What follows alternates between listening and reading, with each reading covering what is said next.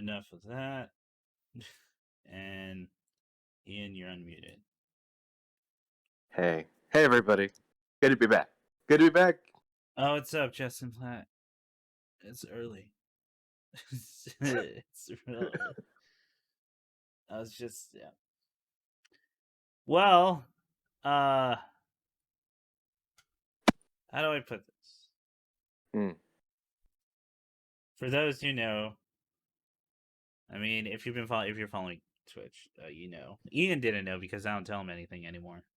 That's right. Because I just assume he can't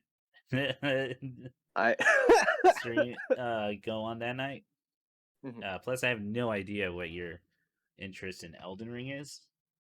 But let me. What is your interest in Elden Ring? I was going to say I think I only have a passing acquaintance with Elden Ring, but I mean, oh man, you went hard. I understand. You I did, and even I'm like, I don't think I went hard enough because the game feels so big. I feel like I made no progress. Oh shit. Okay. I feel like I'm barely making anything. Well, that's not true. I've gotten stuff, but like I mean like in terms of just finishing stuff in the world, I feel like. Yo, that's a big game. I'll talk about Elden Ring later. There's a lot of stuff I want to get out of the way. Yeah. And what I will say, to finish the thought. Yeah. I did 2 6-hour streams both Friday and Saturday. Saturday being last night as of this recording, and then doing this early morning podcast. Because that is the only time we can fit anything. I'm tired. I'm drinking like a big old, like I got my big mug out for coffee. It's got Grumpy on it because my family loves Disney, even though I've talked a lot of shit about Disney. It just happens to be a really big mug that I like. This is not about the marketing. This is about the quantity of the volume of the vessel. Yeah, exactly. That I can fit into a handled space. I mean, the next option is just drinking out of a bowl like a goddamn frat brother. I can't tell you how much coffee I've had over this weekend. Like, and it's all been strong, like cold brew from a place I really like. And anyway, this will probably be the last one for a while until maybe the next week, just so I can be like, all right, I gotta calm down. Right. Shit. Okay. I'm gonna warn everyone here. There's gonna be some not so fun stuff in this podcast, unless you find me complaining about 2 shows pretty fun. And sure. But the big thing I want to get out of the way in all seriousness is, the Ukraine was invaded by Russia. And before I say anything else, I want to preface this with I am not a expert on. I don't have any political science expertise other than books I've read and wartime reporters I follow and read their stuff. It's a lot of my own research, but so that is in no way any indication of any level of expertise there. It's more of just to be informed about what's going on. Second, yo, don't go to influencers for your news and or opinions on how the world should fucking run. For war, especially in war. I don't even mean like I want to specifically address like in terms of war too. In terms of social like changes and policies and justice, that's a whole different story because that is a very like more tailored experience for different groups. Yes. But yo, if you're not in it and you're giving out your shit, being like, yo, Russia yeah, this is actually a good thing that Russia's doing it. Like, go fuck yourself. I okay, so Eat shit. I've got a handful of like questions I Okay. have in the back of my pocket really quick before I just more or less yes, and I would say, hey guys, if you really do want to be informed about it, there are people who We're one really write good books about these things. They're at very their job. informed about like like international policy and things. Yeah. Look at what they're saying. Look at what they're saying. Even Um, I've brought him up before. I brought up these two reporters before, Robert Evans and Talia Jane, who mhm, both do phenomenal work and mhm, um, give a lot of resources to other people do phenomenal work mhm, on social upheavals, on um, protest and policies going on mhm. that they too have said. And this is coming from, and Robert Evans was a wartime reporter and still kind of is, Yeah, because he goes places. yeah, To even they have been amplifying people who are actually way more qualified and are doing the fucking work over there. yeah, And yeah. that's not even to take into account like this poor fucking kids that are fighting Fuck. these wars. I mean, they've begun inscription there, right? They've Yeah, begun just handing guns to like men between it's civilians, 18 and it's 30. militia. Yeah, Right, yeah. I think it was 18 Um, and 60. or 60. Yeah, Uh, was the line. but Jesus. So what specific okay, I won't make you name somebody, but can Yeah. you give me some more on so what's an example of an influencer giving their 2 cents on that, cuz I'm not really So I haven't plugged clicked the into that. stuff just because Mm, I don't have the capacity to do it. But right. it's a lot of stuff giving. It was a lot of stuff. It's not. There's like people saying it's not as bad as you think, or Mhm. like it's a good thing in Russia that this was it's that yeah it's gonna happen. Ugh. Um, Right. listen, man, I'm not. I don't have any specific names because I just didn't want. I couldn't do it. Right. But Respect. there Right. was a good amount of people just saying stuff that were from like those sources and were not at all credible. Right. So Right. I'm just putting that out there, and I want to put that out there for my thing. For sure. Because the only thing I'm gonna say is war is fucked up and bad, and Yes. yes, I am. My heart goes out to Ukraine, but I'll also be real. Like those, every soldier in that invasion, those are children. They're way younger than me. Yeah. They are, and they are, yeah, they are kids. Especially, this is gonna sound okay. Mhm. One of the big problems I've had with war, and I've seen this growing up with our forever war, Yes. um, is the spectator sport Mhm. that it is. This whole like, oh, we Mhm. got to pick the team and we got to root, and we're gonna be like, yeah, they fucking murdered um people, you know. Yeah. And I'm not. I think it's really fucked up to celebrate the killing of these Russian kids too. Oh, It's definitely. war. Both Yeah. sides. It's awful the whole way around. There's no like, oh, Yeah. there's not anything for them. No, it's the death of lives, and especially young and innocent lives. Very, People who very are not. brief lives. Yeah. Very brief lives. Yeah. And Yeah. something we've come to realize even more is just it's kids fighting for some old fuck that's Yeah. gonna Yeah. that and their beefs with land and resources and everything. Now, Um uh, oh, go ahead. I was gonna actually uh, say, and I don't have anything more intelligent than that other than war sucks and I, it's I'm fucking gonna, bullshit.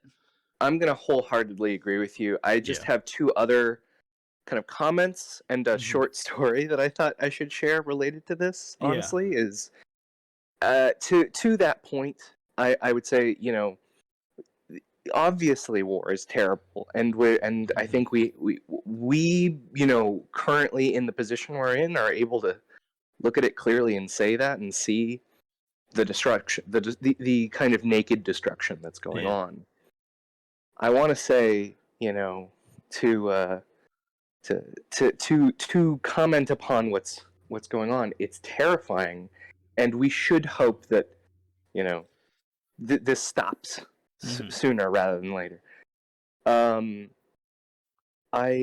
I want to say and maybe this kind of goes to the social media thing of if you're one of these two people I've seen two responses to the war that I'm very particularly perturbed about, and I want to address directly. The first response is people who are doing WW3 memes. Yeah. And to them, I just have to say, I understand wanting to try and make light in a very dark situation. I do. Super get that. Mm-hmm. But also, as you've just said, children blowing up. Yeah. That's just that's kind of the reality of what it is. Yeah. It's not funny. It's not something I'm super ready to have a joke about. Mm-hmm. And by the way, if you're somebody who's interested in geopolitics as well, you can look into John Harris, who's one of the writers for Vox, or again, there's a handful of other people making comments on this. And the thing is, there's a not zero chance that this could start a global conflict. Real people who are more there are real people who are much more intelligent about this than I am, who have said essentially oh well, one of the dangers from the other world wars is that it becomes kind of a domino of violence. Yeah. One attack happens next, and apparently our particular military is exceedingly nervous that if we, if things go incorrectly in the next few weeks, we may end up seeing a conflict happen in China and Taiwan simultaneously. Yeah. And that may then precipitate a conflict of separatism for the Nepalese against the Chinese, who are ethnically different, culturally different than kind of the main Chinese monoculture, which would then precipitate a war wherein India supports the Buddhists of Nepal in fighting against China. The short of it is, dude, it could really happen. It's not a funny thing. It really, really could happen, and we want to hope that shit doesn't happen. Yeah. So there, that one comment. Second comment being, so for those people who are looking at what Putin has been saying about, supporting liberation or, denazification or, and then some people saying well, I don't think Americans should judge. They do pretty similar shit. That's not. I'm not going to make comment on that. The state of American warfare. There's plenty of people who are making very intelligent points about that, and I think if you're interested in that, you should look into it. That's one thing, but don't fucking give me, well, tit for tat's fair play. Any fucking justification for war. Yeah, fuck that. Yeah, if it's shitty, then we did shitty things too. But also, the Russian people are not unanimously for this. Oh, and that's my last big idea I want to come back to. That was something else you mentioned too.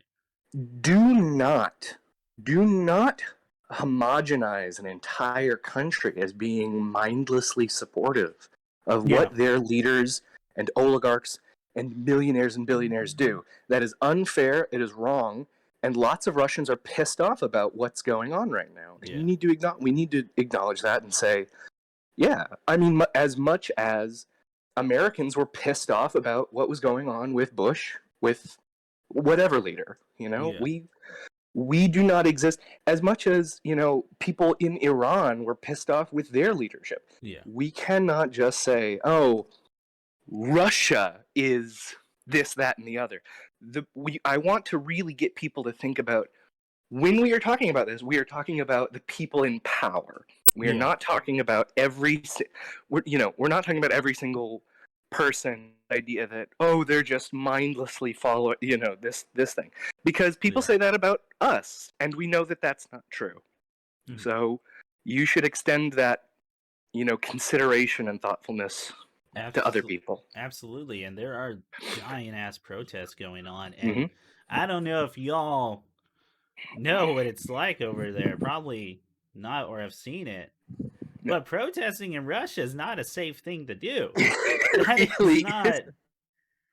It's not. I mean, it's really fucking isn't.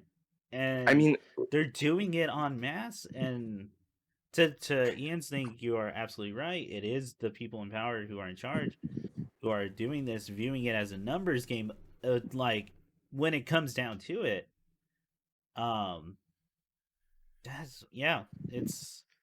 they are not the voice of the people. The people are the voice of the people. And that's another. Oh, and the big point I do want to make, something I think I could do a little insight on, if I must. Oh yeah, what was me? The heavy is the head that wears the fucking. No. What I'm gonna get at is gallows humor, because we've talked about how comedy has helped, especially me and Ian. We did a whole fucking special on just how comedy really fucking helped us growing up. And we've talked about that.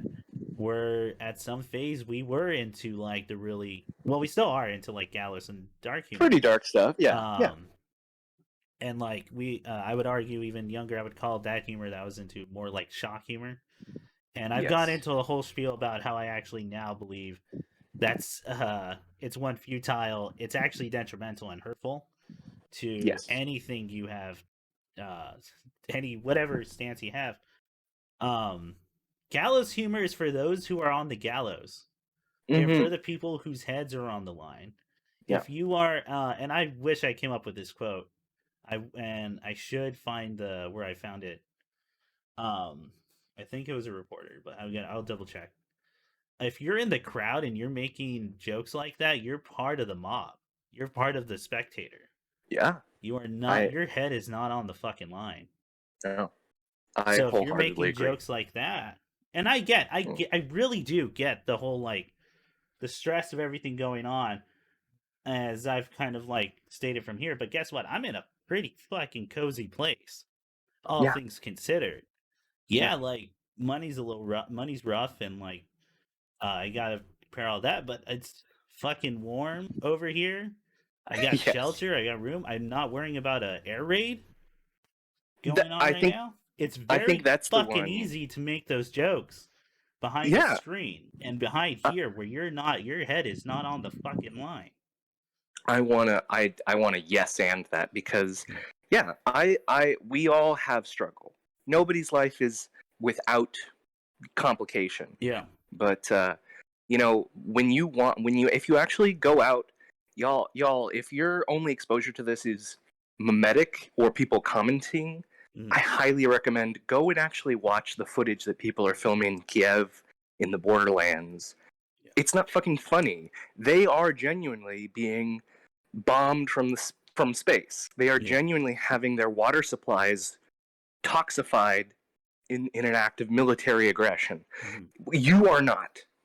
That is not something that you're dealing with. I think, and then I just have to tell a brief story related to my work that pissed me off.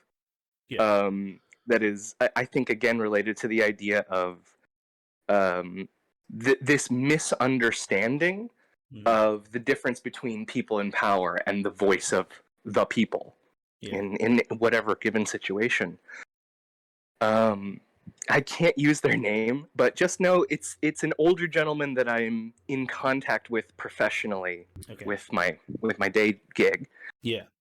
And the conflict came up as you would expect. There was a conversation, and this person, like, just kind of it felt very much like the racist old lady at the end of The Meaning of Life. Like, it just, oh shit, that came out of nowhere. Yeah. Him just suddenly getting, very angry. and two, saying like, and I just don't understand, something about, this idea of their culture, et cetera, and then going on to eventually say like, so I mean, why do we even want to save places like St. Petersburg or North Africa? They're shitty places that don't appreciate Americans and what we do for them. Yeah. I was like, fucking, what? It's genocidal talk. Like, that's the talk that leads to genocide and all that. Yeah. The whole unsanctity of it all. Yeah.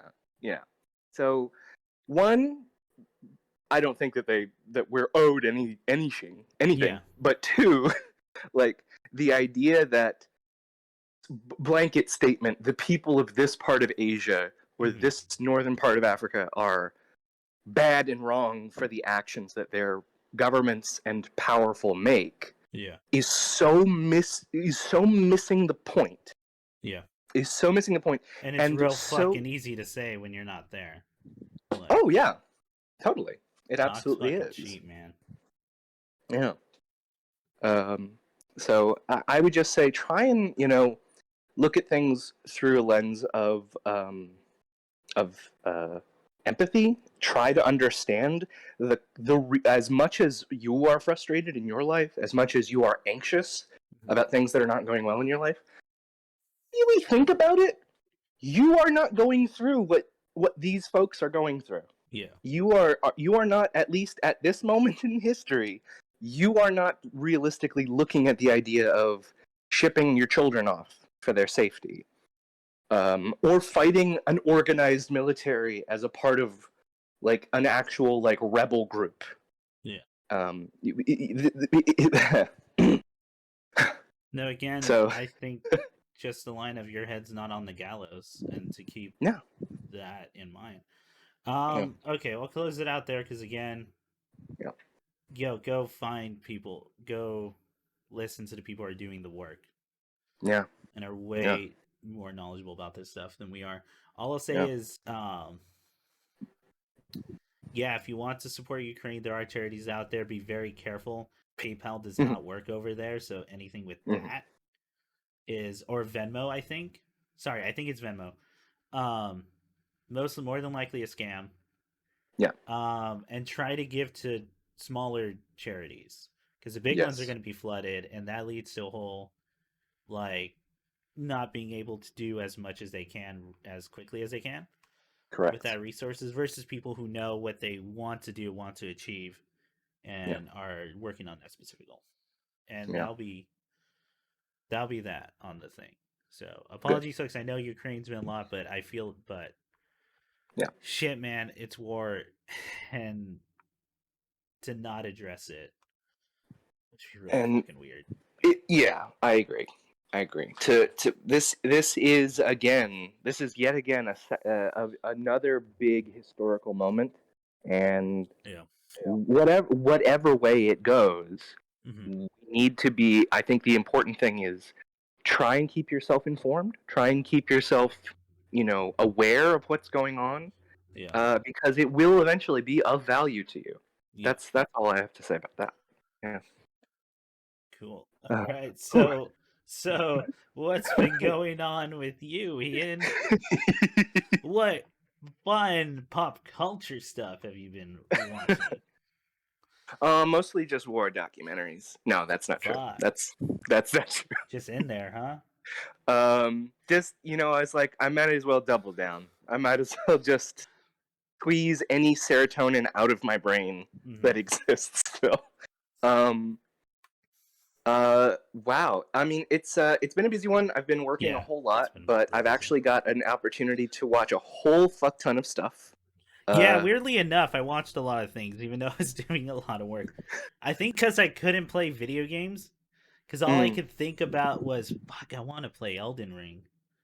And even the one video game, well, I guess besides Elden Ring that I'm going to talk about today, that was way before. That was like actually not too long after the last podcast, so I've been sitting on this for a little bit. But yeah, Ian, what have you been watching?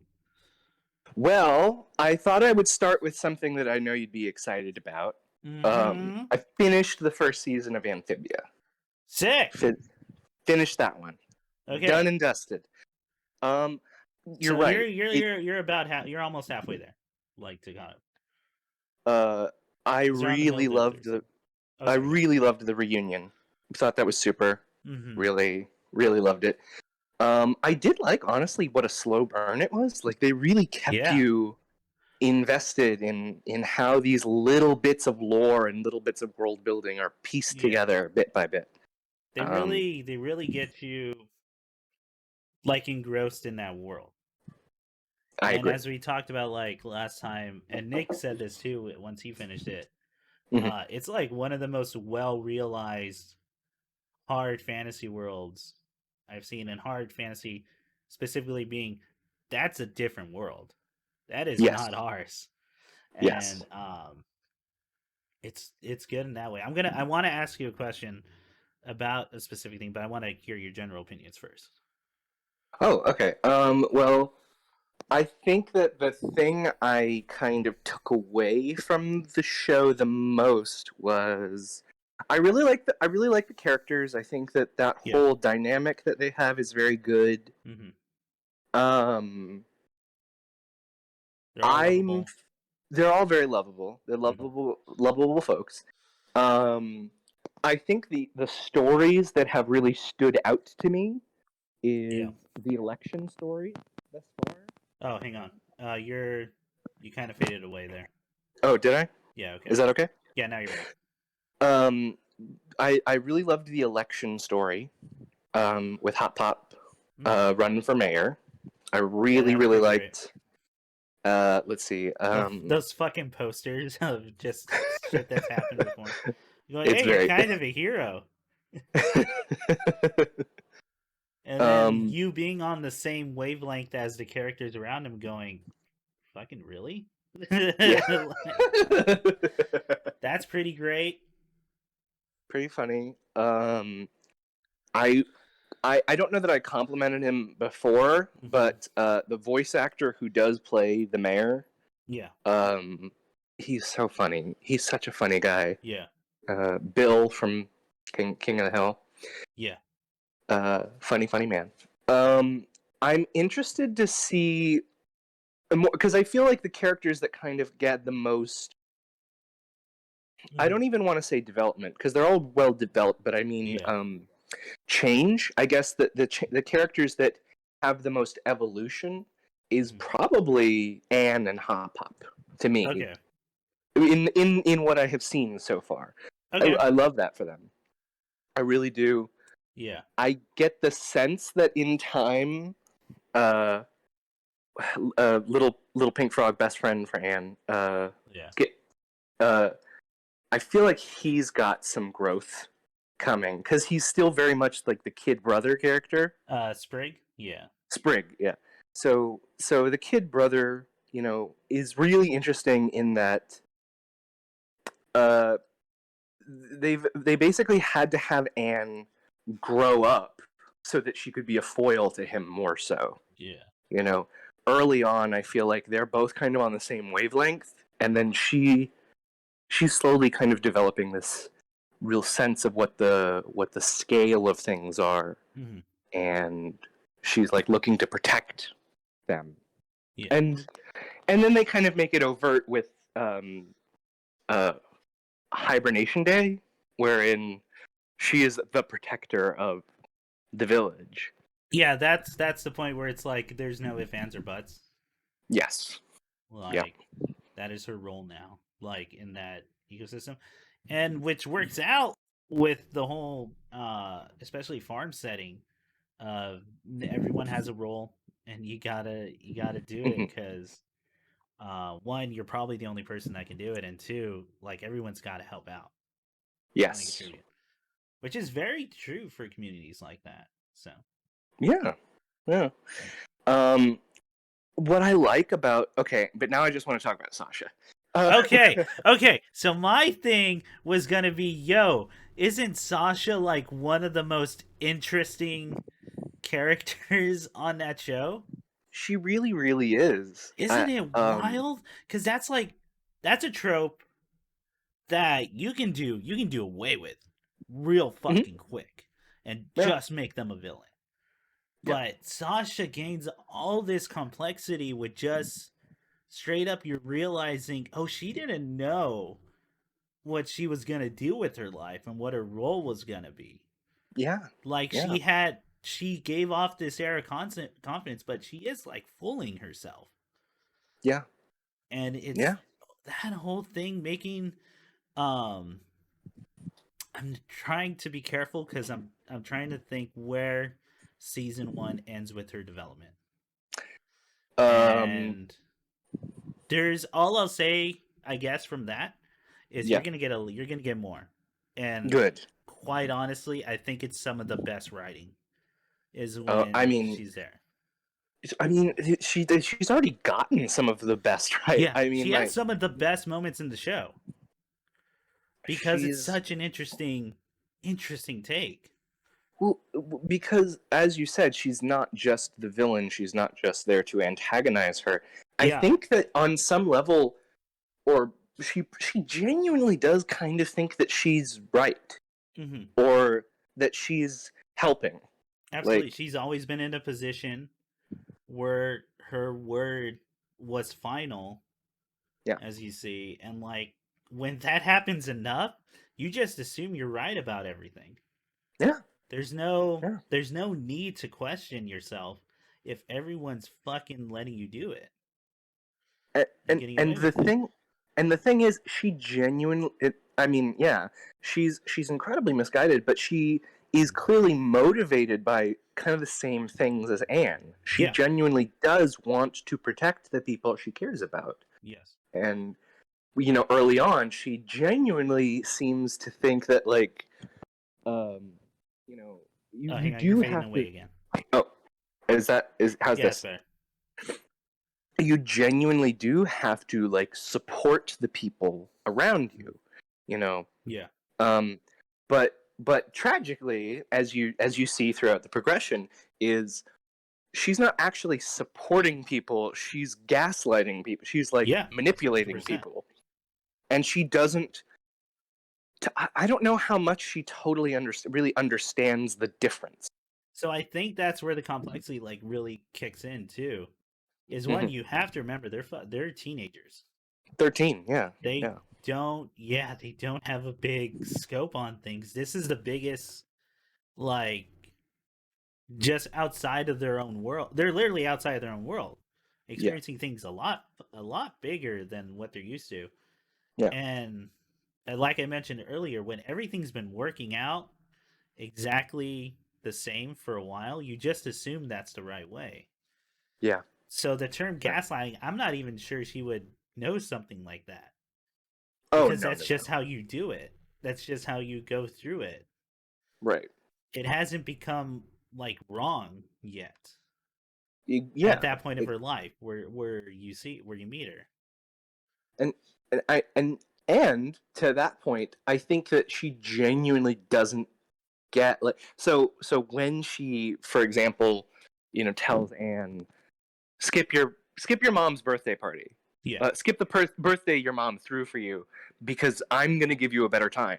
exactly. Yeah, She's not really considering, like you said, she's so immature. She's not really considering how cruel that is, and yeah, how that actually probably hurts Anne to hear that, like, the person who raised me is doesn't care as much as you. yeah, Like, but also, she's a fucking 13-year-old girl. yeah. Like, yeah, They're yeah, she children. probably thinks that. Yeah. Yeah.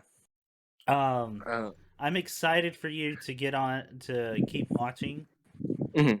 because I'll just say I'll say here I think the show just gets better and better. Okay. Like Okay. it's a really amazing ride. Like the show's great. I think it may be as far as all the cartoons I've watched, it may be the best cartoon I've seen. Okay.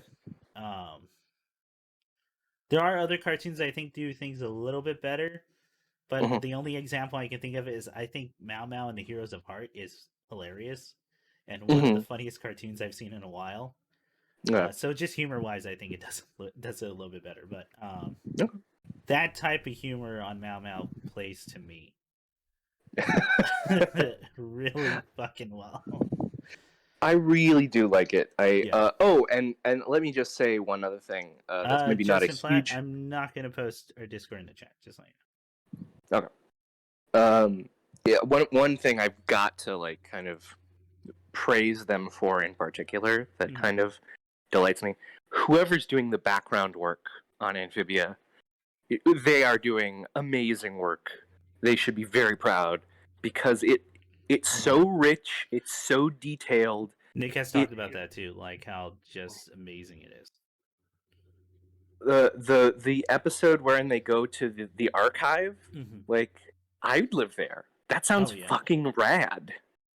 Like, yeah. Nick has I don't know if he talked about it when he was discussing Amphibia, but he wants to like meet the person who is doing all the background jokes because a lot of those jokes are catered to stuff he really likes. Okay. There's a whole Get a Robo episode with Veggie Robo.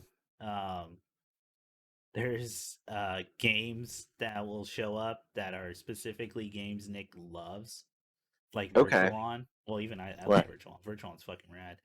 And yeah, they got a real good team on there. Yeah. I mean, all these Disney shows have amazing fucking teams. So, oh yeah. Yeah. Oh yeah. They're just squandered by the 5 people who get to choose whether a show lives or dies, I think. But as we saw with Owl House. We saw with Owl House. So am I confused? Because I had read something that like they were greenlit for 10 episodes more. Was Amphibia or Owl House? Owl House. I don't know. That's news to me if that's true. Because in the article I had read, it mentioned both 3 specials and 10 episodes. So I've seen the 3 specials. I think I talked about them last time. I have not seen the 10 episode thing. Okay. So I don't know if maybe it's like a green light of an equivalent to 10 episodes that will be broken down into 3 stories, or maybe that's what they're gonna do. I don't know. I'll have to review that again, but I'm excited for more. I'm excited to see if they can kind of bring some satisfying resolution with the time they're allotted. Yeah. And if you find that article, please send it to me because I would like to know as well. Yes. Absolutely. I'm still gonna wait for you to catch up before we discuss, like, quote unquote, Amphibia versus Owl House. Which I know, which like the more I'm farther away from it, the more I really do think it's an unfair comparison. But the only reason I want to talk about them in relation is because those 2 shows we thought were going to be very similar. And they came out very close to each other. Yeah. But they were both trying to do something structurally similar, which is a very deep world with a very overarching story that unfolds.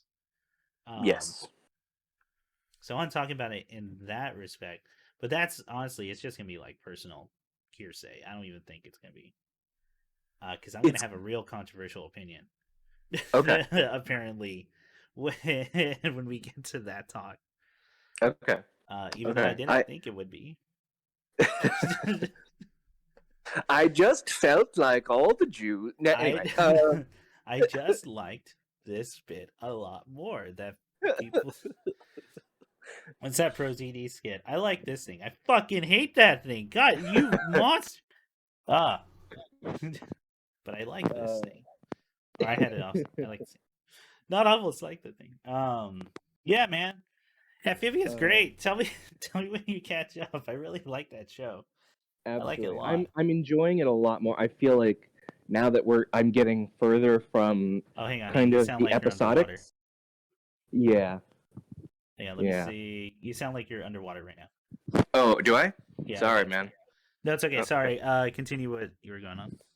I was just saying I am enjoying it a whole lot more now that it's less on the episodic, more on the serialized storytelling. I'm really loving it. Yeah.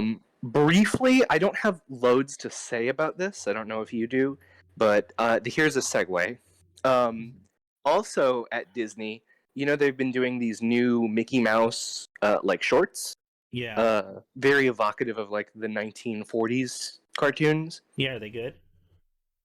Yeah, they're pretty good, but I was Okay. using that as actually as a segue to say Cuphead show, also executive produced and run by basically all the same people. I forgot to mention I watched the Cuphead to think about that. I watched the Cuphead show. What do you think about it? Because I have something to say.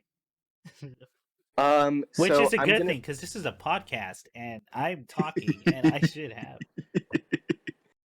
some I form. want to be honest to everybody. I only sat down and watched one with my undivided attention. Okay. One of them. The rest, I was having a dinner and we had it on in the background. So that was kind of my exposure to a lot of the show. So it's bits that I caught that I was like, oh, that's funny. So As now I'm scared to say what I think about the show.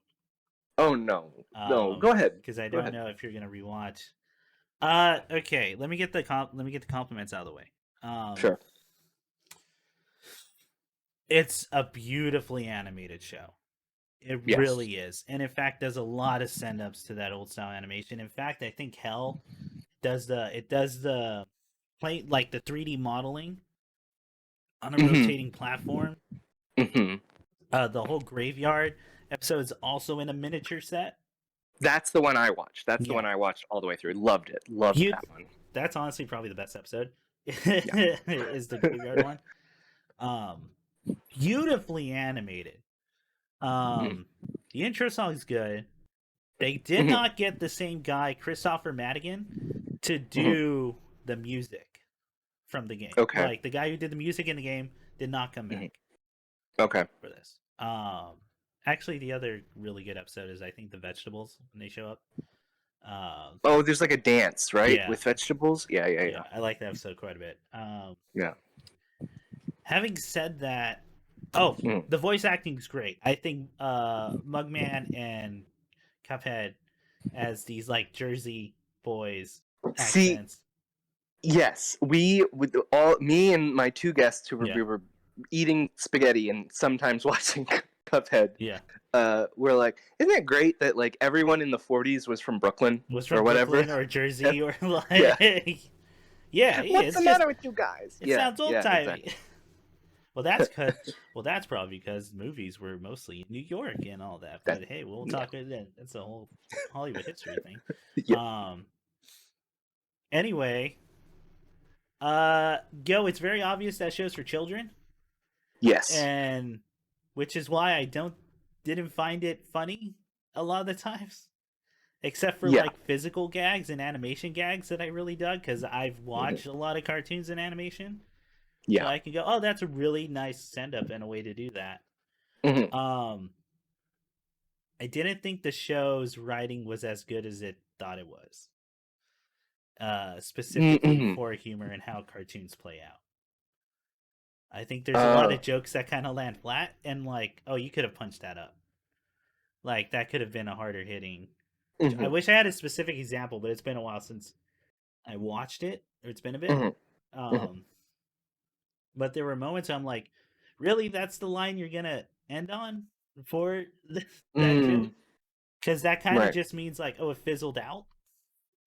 Right, we didn't have more ideas. We were done. As opposed to like, oh, it's a punch, you know. It's a well-made show. It's a very pretty show. Like I said, the music doesn't really resonate for me because it's just not as memorable as Christopher Madigan's Big Band song. Yeah. And for those who haven't listened to the Cuphead game OST, you should do yourself a favor. Those jazz songs are fucking amazing. They're apparently like stupidly hard to play, even for jazz musicians. Like apparently if you look up the train level, the train level is infamously difficult and bullshit.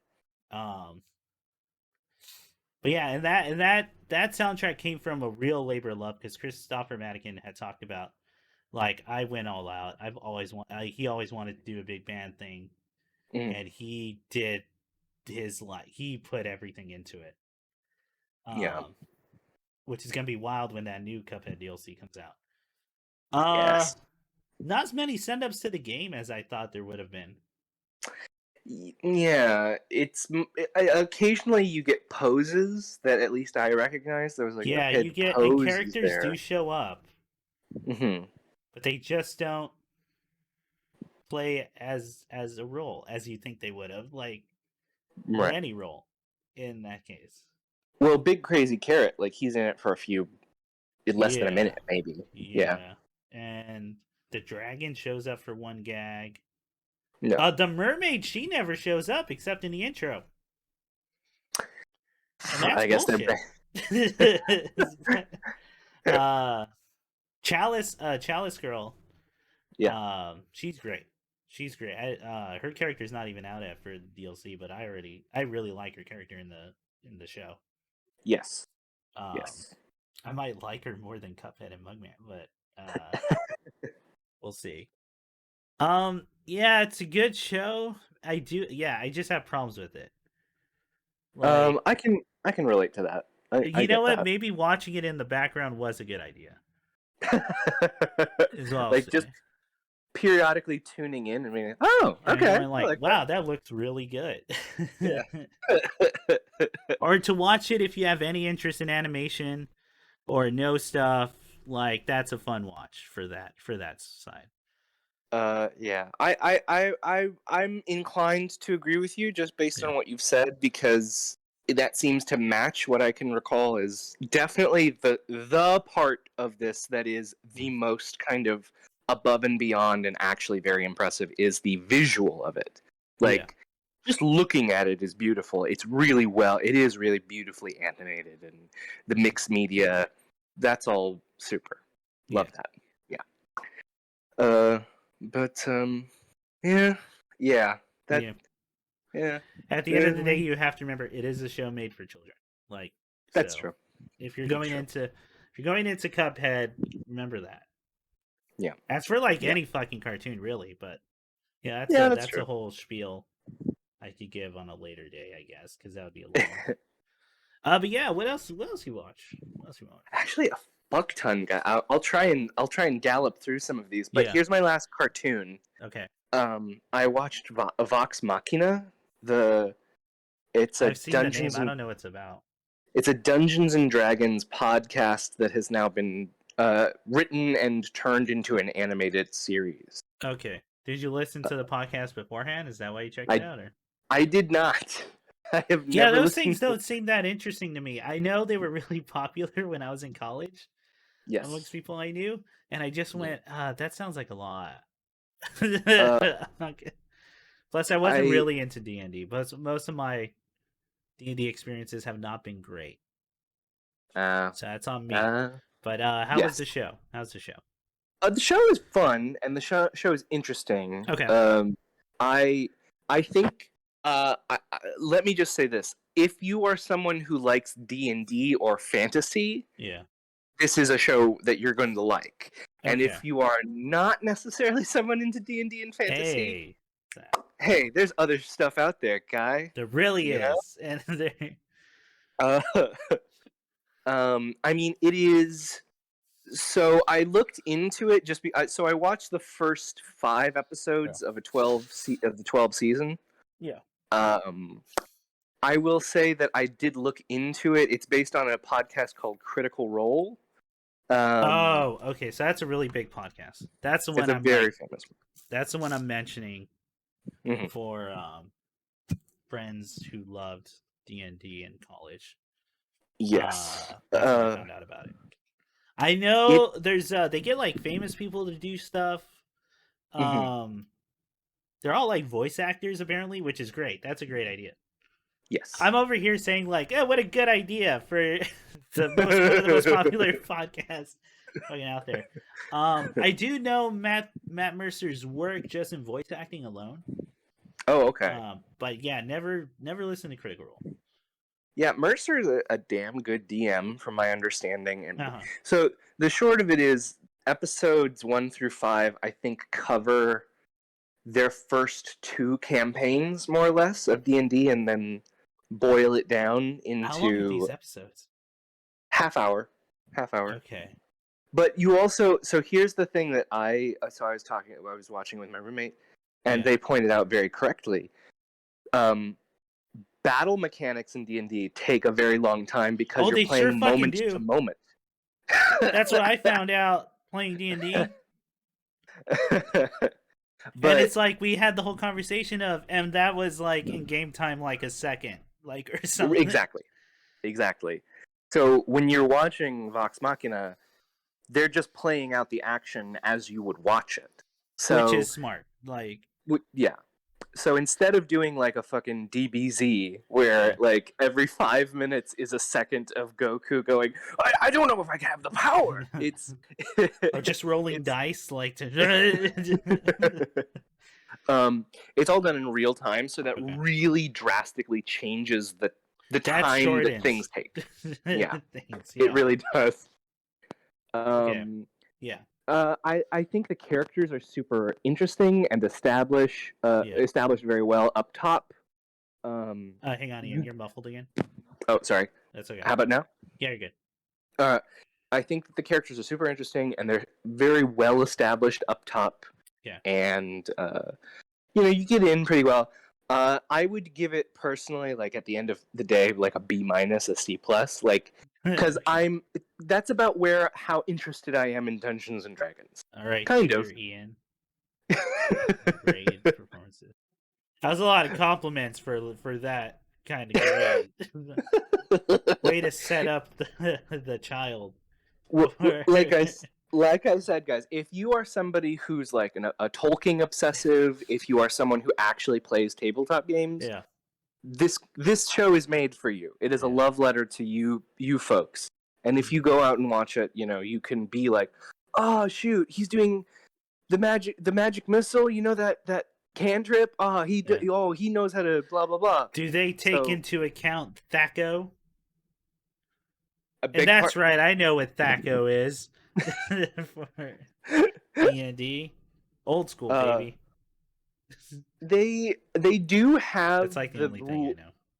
But they do have the rule that like there's limited, like the limitations on their power are built into the thing.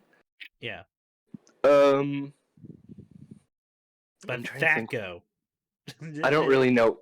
You tell me. You know something I don't know. Thaco is like armor. Is how much armor plays into hit points and weapon grade. Oh, I see. Versus, it's something like that. I know I'm butchering it for all of the nerds. And let me tell you, I know I am, and I'm gonna keep talking. No, that's not. Well, you enjoyed it. You did. Right? I did enjoy it, and I'm not gonna hate on D&D. I think it's. I came around to it when I played more, but it's just, it takes a lot for me. Yeah. And I've talked about this, like fantasy in general. Yeah. Takes a lot for me to get into it. Because most like hard fantasy where it's royalty and like everyone's very pretty, or where it's the whole just like dragons, swords, and regular, like not like just that kind of stuff. Especially Tolkien. I'm not into Tolkien except like The Hobbit. Yeah, because I think The Hobbit's actually a really well written book and everyone's like, it's a kid's book. I'm like, whatever, dude. That thing fucking flows. Like, you ever read it? Especially as a writer, you get fucking jealous, like with some of that shit. Yeah. But yeah, that's so. Take my opinion on that with like as much salt as you can, because I'm just not. It takes a lot. It takes a lot for me to be a fancy. I get you. But so yeah, that's really all I have to say about the show. I think it's great. I think it's very plus, like minus. It's. Listen, you want a fucking A from Ian? You gotta swing for the fences. Ian has to be different. Has to be a different person by the time that's all said and done in order for it to be an A. Sorry, you need at least one Walter White. I don't know what to tell you. Yeah, so guys, maybe give it a try. I think it's Oh. really charming. It's pretty cute. I Okay. like it, and the voice actors fucking are really bringing the energy to these characters very well. Right on. Yeah. So, rounding out, I'm winding down. I promise. I know I've had a lot this month, but It's all good. So I'll start this with a really short story. Yeah. So I was having dinner, hanging out at the apartment, and I was kind of griping because I had found out that the HBO greenlit a new Adrian Fellows TV show. Adrian Fellows is the guy who did Downton Abbey and Belgravia and a bunch of period dramas, essentially. Okay. And I was... What? I'm gonna try to engage in conversation. I'm sorry. Go ahead, Ian. And I was basically complaining, like, "Oh, this is just rich white people problems. Yeah. Who gives a shit? Like, who cares?" Television. And yeah, and I was complaining about it, and then my roommate started to like fuck around with the TV, and I was like, "Oh, what are you doing?" And he's like, "Well, you're talking a lot of shit. Maybe we should watch at least one episode." That's pretty good. Okay. You have to watch after that, because either you're wrong and it's really fucking funny, or they're wrong and you get to hold that shit over them forever, because they try to put you on the spot. Yep. So you watched it. So we sat down, we watched it. It's a story about a widow from Philadelphia who goes to live with her very rich aunts in Manhattan. Okay. And it essentially it ultimately boils down to the story of a old money family who's in with the Astors. They've been rich since the 1600s. Okay. And an industrialist who just moved next door, and he's new money. Dude. Okay. And that's it. That's the premise of the show. I've made my opinion right that I really don't like Great Gatsby. Yes, I do. Okay. I do know. Go on. And so, also, two things that are different about this show that are worth noting at the top. One is Adrian Fellows has an executive co-writer on the show, which he has never had before. Interesting. Yeah. The executive co-writer is a black woman. Okay. And a pretty sizable B plot through the first 6 episodes is about... Huh? What's the name of the show again? I'm going to look up who the writer is. It's called The Gilded Age. The Gilded Age. Which means it's covering kind of post-Reconstruction all the way up to the beginning of the 1900s. Okay. So the B plot in the Gilded Age is centered around Mrs. Scott, who is a young black woman who is a writer, and her journey to become a published writer, and possibly even get involved with the nascent suffragette movement, and the idea that maybe not just women, but maybe even non-white women should vote. The idea. The very thought. Jeez. Anyway, I watched like 3 episodes in a row, which ended up being like 2.5 hours of TV. So it was really funny. It was... That's why you're telling me that night played out. You fucking asshole. Yeah, it was very funny. It was very funny. It's good. Tell your friend I said thank you, because that's really funny. I'm trying to find out who that co-writer is, but sadly I'm not seeing their name.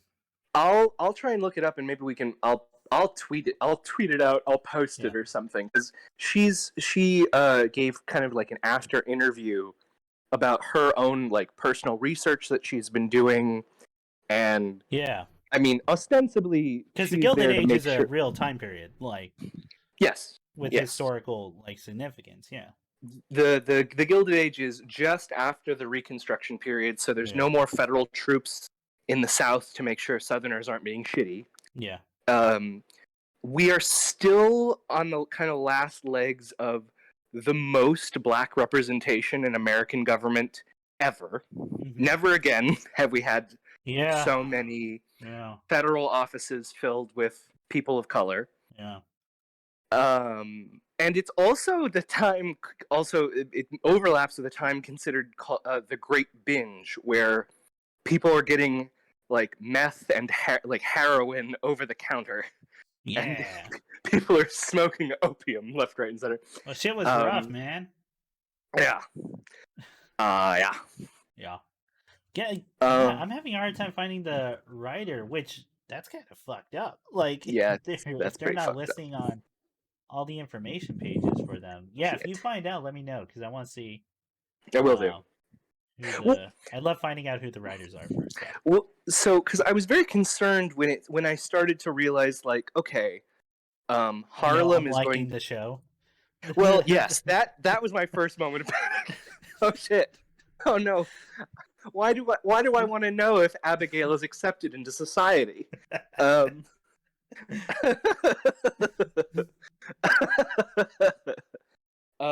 What will she do for the debutante ball this season?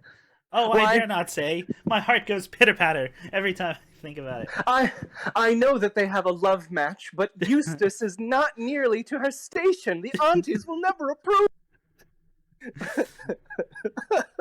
A lawyer? Really? Anyway. A lawyer? And not from the big city, huh? Don't know how to deal with our ways, no. But I will teach you the way, and you will be accepted into our society. He's saying it sarcastically, but that's what the show is. That's it. I fucking that's know it is, dude. I love making fun of that shit.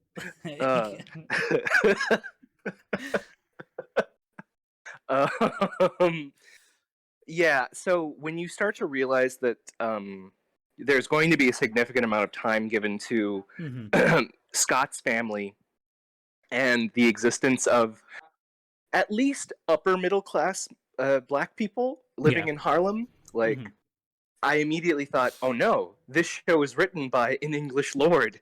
I don't think this is going to work well. But then, but then you thankfully he's hired a writing team. Yeah. Wisely. Who can check his shit. Exactly. So yeah, I mean, it is an interesting show. Here's something that I think you would appreciate in particular. I knew it. I knew this was gonna end with Chris, and I know you hate this shit, but you're gonna find something you'll love, and you'll be in the same boat. I was just about to make a joke about watch this next episode. You're gonna tell me that Chris, you need to watch this show. I'm gonna be honest. I don't think you in particular are going to get a lot out of the show. I don't think I would either, from what I'm hearing. No. But I would say just for one scene, for one particular performance, watch that scene and that performance. In episode 5, there's Anna and the New Money family, the Robins, get invited to a fancy dinner at the Astor house, Mrs. Astor. Yes. And they're going to be met by her attaché, who is this old man who's makes or breaks people, brings them into society, makes them big, makes them nothing. The attaché is played by Nathan Lane. Okay. Nathan Lane has a 8-inch mustache that's off of his face, and every line he delivers involves, well, I say, ladies, it is. So it's a character I do. Yes. Oh, a great googly moogly. What I Why, never. Your wit is so subtle it would have bitten me like a serpent. Yeah, it's very good. Why, I do declare that is the jape of the season. I must have you for every garden party I would want. You'll be the star. Anyway, if you want to watch Nathan Lane do a big Southern accent, it's real good. I really like it. It's real good. All right, I'm gonna look that up. But Hey, feel free to talk about this show. I can do those impressions like all day. I love it so much. Shit. Where everyone's just a fucking Foghorn, like there's so Leghorn. much a character. You there's two ways to take it, right? There's so much a character. You either take them at face value and that's who they are, Yes. or two, they got some shit that they are hiding. Oh, yeah. Like, oh, definitely. Yeah. Well, yeah. They still have not addressed like Nathan Lane has yet to be in a room with Mrs. Scott, and that's probably going to be super fucking tense later. Yeah. Yeah. Oh my god. Can you imagine the tension? How awkward. Well, my thing still stands. I'm gonna next episode. You're gonna come back and be like, "Chris, you do have to watch this show. You have to watch the show. It's perfect. It's a perfect show." oh, best okay. show on television. Says he. Here's another plot point that I just kind of like, and I think I'm kind of surprised. I think I've mentioned this before. I quit Downton Abbey 3 years in. I was just like, this is too much. That's a long time. No, thank you. To be into it. Oh, you know what? Hey, you say that. That's gonna play into something later that I got. So. Oh, okay. Just giving up way too late. But there is an interesting subplot wherein Anna's cousin Oscar is like kind of trying a little too hard to meet a young lady, and you think, oh, he's kind of weird. He's otherwise charming. Why is he like this? Yeah. Well, it turns out that his best friend John Adams Jr. Jr., the John Adams the sixth, I guess. They're having some kind of unnatural alliance. Some kind of Oscar's sleeping with John Adams' grandson. It's got to be that, right? Like, yeah. So if you guys, are really into things that technically did happen, I mean that thing about John Adams, that is true. That is. Mm-hmm. I know that's true. Yeah. So anyway, that's all I have to say about HBO's The Gilded Age. What else did you watch? It's just been The Guild over and over it's again. Just been that, and I've been doing voices around my apartment. Are you gonna be one of those people you're gonna buy like a real cheap tuxedo or like a suit and a top hat and a monocle and watch? Well, I do declare, I'm gonna plant myself in front of this magic box you tell me about and listen to these stories. Oh, I relate to them. I relate to them too much. It's a reflection on me. But that can't be true. I'm too great. I'm too great.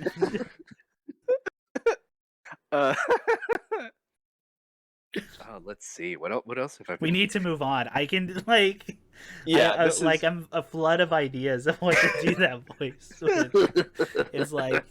It's like coming to me. Yeah, man. What else did you? What else? Ian? I was going to ask, did you finish the Star Wars TV show? Did you get into that? That was one of the popular things I have an opinion on. Would you like to discuss that together? Absolutely. I'll put spoilers just in case alrighty. Anyone comes in. There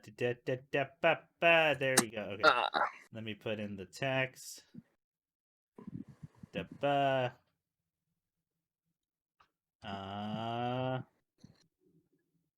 Book of Boba.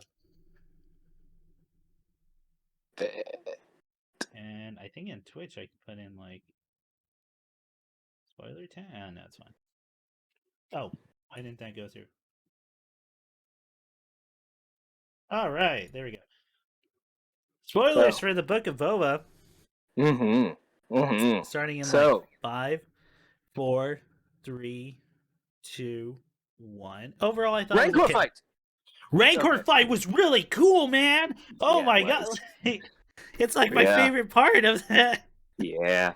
It's Yeah. one of those like, oh, this is an okay shootout for this fight. It's not Mm. as like it's not as cool to watch as say the train heist, which was really rad. Yes, it was. That guy fell on buckets of water though. You need to get that in your western. And in fact, Mm. I think when that happened, Nick and I stood up and we clapped and we did we have we have a running joke now where if something happens like that, we just look to Mm. each other and we shake each other's hands and goes, "There we go, we did it. We got the joke. We did it. We can call it a night. We Uh, good job, gentlemen. Good job, good Off job. we are. Yes, yes. Races all Mm. around. We'll go. um so it was okay, and then the giant robot tanks show up. And Mm-hmm. and it's really good, like just menacing shot Yeah. of what the fuck do you do? Because so it's like one of the best parts of Phantom Menace for me as someone who didn't like Phantom Menace. Are those like little Bakugan rolling robots Oh yeah. that are Yeah. just balls with guns and shields that are impenetrable? Mm-hmm. And and because you see that and you go, how do you defeat that? That seems that Yeah. that seems like it's just a ball with a gun on it and with shields. Yep. Well. So when they bring that in, I was like, wow, they brought in the best technology from that part. Yes. And then the Ranker shows up, Yep. and Mm-hmm. it's really cool. Like Sure is. it's fucking that turns that fight from like a 7 to like Mhm. 10 on 10, 11 on 10. Gives me more Rancor in the open, moving like a gorilla. It felt so much. I think actually all the fight after the big scorpion drones come Yeah, feels very very much like uh the writers saying, okay, now we just do all the shit they want. yeah, What if it's Boba Fett on top of a Rancor, and then a hell little yeah, Yoda, he does like the Force real quick, yeah. and then the Mandalorian, he's got like a lightsaber, and he's like, wow, wow. One of my Yeah. favorite parts of that show is how Mm. Mando wields the dark saber, Mhm. because it really does come off as he does not know how to use this thing. Yes. Because he's swinging it like a fucking bat. Yeah, he's swinging it like he's hitting a pinata. Yeah. I think Yeah. at one point he's holding it. I got my slide whistle from last night. He holds it like this as he's like moving because he can't switch hands. Mhm. And it just it's so silly. I have to applaud it because I think that's actually great. Like for just Yeah. not showing how incompetent he is with it. Yes. Yes. Fuck, dude, that fight, like, there's not much to say about that fight other than like it's amazing to look at. It's like one of the best parts of the show. Yes. Get your little King Kong reference of him on the tower. Sure do. People Sure flying do. about.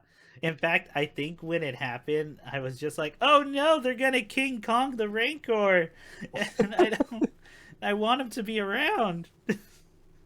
Nah, he's okay. He's okay. It's okay. He's so cool. The Rancor is so fucking cool to Indeed. watch. What did you think about the duel at the end Duel? Oh, with between the Cad Desperado Bane? guy. Yeah, Cad. Right, that's the Desperado guy, the black suit. Yeah, Blueface, Cad Bane, and Boba Fett. So I love his design. I know he was in Clone Wars, Yes. and I guess, but I still haven't watched Clone Wars except for a few first season episodes. Wow. I know the first season's like, once you get past it, it starts really getting good. Yes, that is true. Boy, is it boring. Yes, it Where is. I'm at. So that's gonna be It's gonna be a slow. Let me give you just a little bit of the Cad Bane backstory, because he's like a primary antagonist for 3 years on that show. Okay. And he's also an antagonist in the Bad Batch. Oh, bad bitch. Gotcha. Yeah. Cad Bane had worked for several decades under Palpatine as a bounty hunter who kidnapped Force-sensitive children to enlist them in the Empire. Oh. So he's like a baby snatcher, a literal baby He's a snatcher. literal baby snatcher. Okay. Yes. So he's a lot worse than I originally thought he was. Yeah, he's pretty bad guy. He used to work with Jango Fett, Boba Fett's dad. Okay. And then Boba Fett and he were at opposite ends, wherein in so this is now I'm sorry, nerd shit that's like questionably canonical, except that they seem to establish it based on the dialogue. Like it's canon now. They said it. During the Clone Wars, Boba Fett did get into a shootout with Cad Bane that damaged Cad Bane's organs and dented Boba Fett's helmet. And that's why his helmet has that divot in it. Okay, because it was really obvious they obviously fought. Yes. But to have I didn't know what they gave each other actual scars. Yes. Wow, so Boba Fett really came out on top on that. And Cad Bane's talking some shit then. Yes. Well, that's why Cad Bane has that like little thing on his nipple with like a Darth Vader panel thing on his chest. Oh, okay. Yeah. Yeah. But like, if he lost organs versus making a dent in his helmet, I think there's a fucking winner. Yeah. That makes that really funny. Yes. That he's talking like mad shit. Shit to make him even more intimidating. By the way, just like how Western that show is, that he walks into the village, into Freedom Town, which is hilarious. Very funny. As a desperado shot. Yeah. No, I mean West you can't deny. I'm not saying you can't. Well, you know what? No shit, you can't deny the Western's influence onto here. But I feel like now you got to know some stuff or have watched the movies to really get that's that. I kind of hope that if kids watch this and get into it, like not little kids, but like younger kid, like older kids, maybe they will watch Sergio Leone. Maybe they will watch some of these like old Clint Eastwood. Yeah. Before he went crazy. Yes. And then before he screamed at a chair. Everyone should go watch Paint Your Wagon Red, and don't look up anything about it until you watch it. Yes. Good movie. Yes. Yeah. So I didn't know that. That makes that really funny. Yes. That he's talking that. He does have one of my favorite moments though, is when he shows up to Tatooine to do the whole here's what we're saying, the whole is there any room for negotiation type deal before the shootout. And he has to walk off in his slow walk because he cannot move faster than 2 miles an hour. And you see him as they're gathering themselves, you see him walking off set because he has to make a left because it's an open area, and he can't go forward or into one of the shops, so he has to go back into an alley. Is hilarious and really funny, and I think it's okay. So should I talk about my problems with the show? Please do. Okay. One, as much as I love Mandalorian, I kind of wish this show had more of its own feet, more stood on its own a little bit more. Yeah. Because 2 of those episodes are just Mandalorian episodes. They sure are. With very little Boba. And I was enjoying the ride with Boba. I think out of the 3 seasons, the 2 Mandalorian, the 1 Boba, I like the Mandalorian seasons more. That show is so my speed of just hour-long, essentially hour-long movies that are just these adventures that they're having, right? The Cub and Wolf and Cub style adventures. Boba. Oh, I will say this: Thundercat was great in that show. because he did exactly what he needed to do, which was sound cool and Yeah. look cool. Which is all he Mm-hmm. did. By the way, that song that plays when Mm-hmm. he's on screen, that's him. That's his song. Like he Oh. wrote that for that show, Oh, okay. and it sure sounds like it when you listen to it. So, which is why Uh, it's like really good and memorable. yeah. Um, my biggest problem is a part that a lot of people love, Mm-hmm. and it's everything to do with Luke Skywalker. Oh, okay. Mm-hmm. And Nick and I had talked about that when he showed up on Mando, and Nick expressed it a lot more that he was worried Mm. about Luke's influence onto this. Yeah. And I can now say he was 100% correct. And I did not like any part with Luke on screen. Mm-hmm. So, first of all, the dialogue's really stilted. And that Yes. ended up being because Kevin Feige did an interview. And you're going to get a load of this, Ian. Yeah. They used AI to not just recreate Mark Hamill's voice from Luke What? from that age. What they did is Mm-hmm. they went over everything Star Wars related that came Mm-hmm. out around that time, Mm-hmm. and they had an AI read all over it to create new voice lines, as opposed to just Fuck. picking and choosing Opposed to just fucking paying Mark Hamill to come do voice to acting. come do his voice. Yeah, and like have a little bit of dissonance.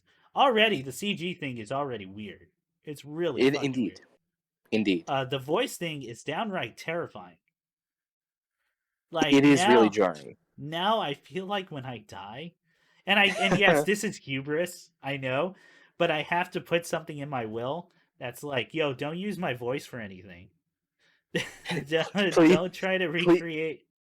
please don't digitally resurrect me. I Yeah, don't let want. me die. Yeah.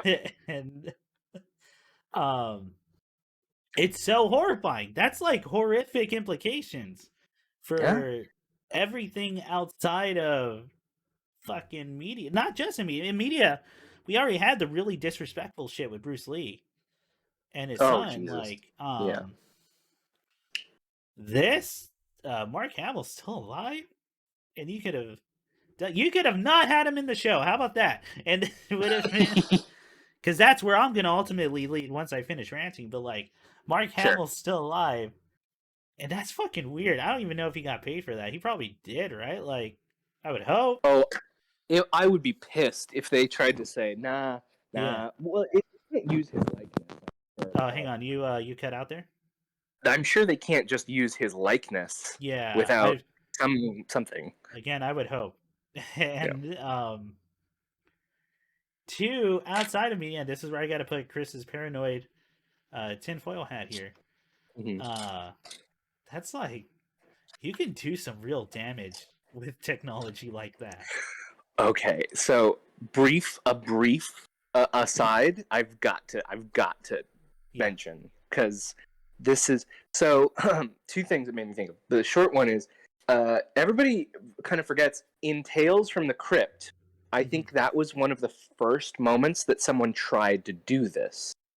I don't remember. In Tales from the Crypt, there's a detective, like a noir story, and they had a voice actor mimic Humphrey Bogart, and they tried to Oh. digitally recreate Humphrey Bogart, Is this essentially. one of the older episodes? Yeah, this was like 96, How did 97. I miss this? I gotta look that up. It's very jarring. It's very weird to see. Okay. Yeah, I don't But like the that. second, I don't care for that. The second thing is that one of the guys. I know we talked about Ukraine, so I'm not going to make this bummer side story very long. Uh-huh. But one of the things that's being brought up a lot right now is because deepfakes are so convincing, the technology to mimic someone's face. Mm-hmm. Currently, I believe the states of California, New York, and a handful of other states are currently trying to pass laws related to copyrighting your own body. Yeah. Because essentially people are already trying to make I don't know. I'm trying to think of a celebrity that people want to have sex with. Well, that's all you need to know, really. Is that Yeah. people are making just like pornography, Yeah. like with Por- it of people yeah. who have never done it. Exactly. Put like either filming a porn and then grafting a face on, or Yeah. full blown like making up a body in the Yeah. computer, and it looks pretty realistic.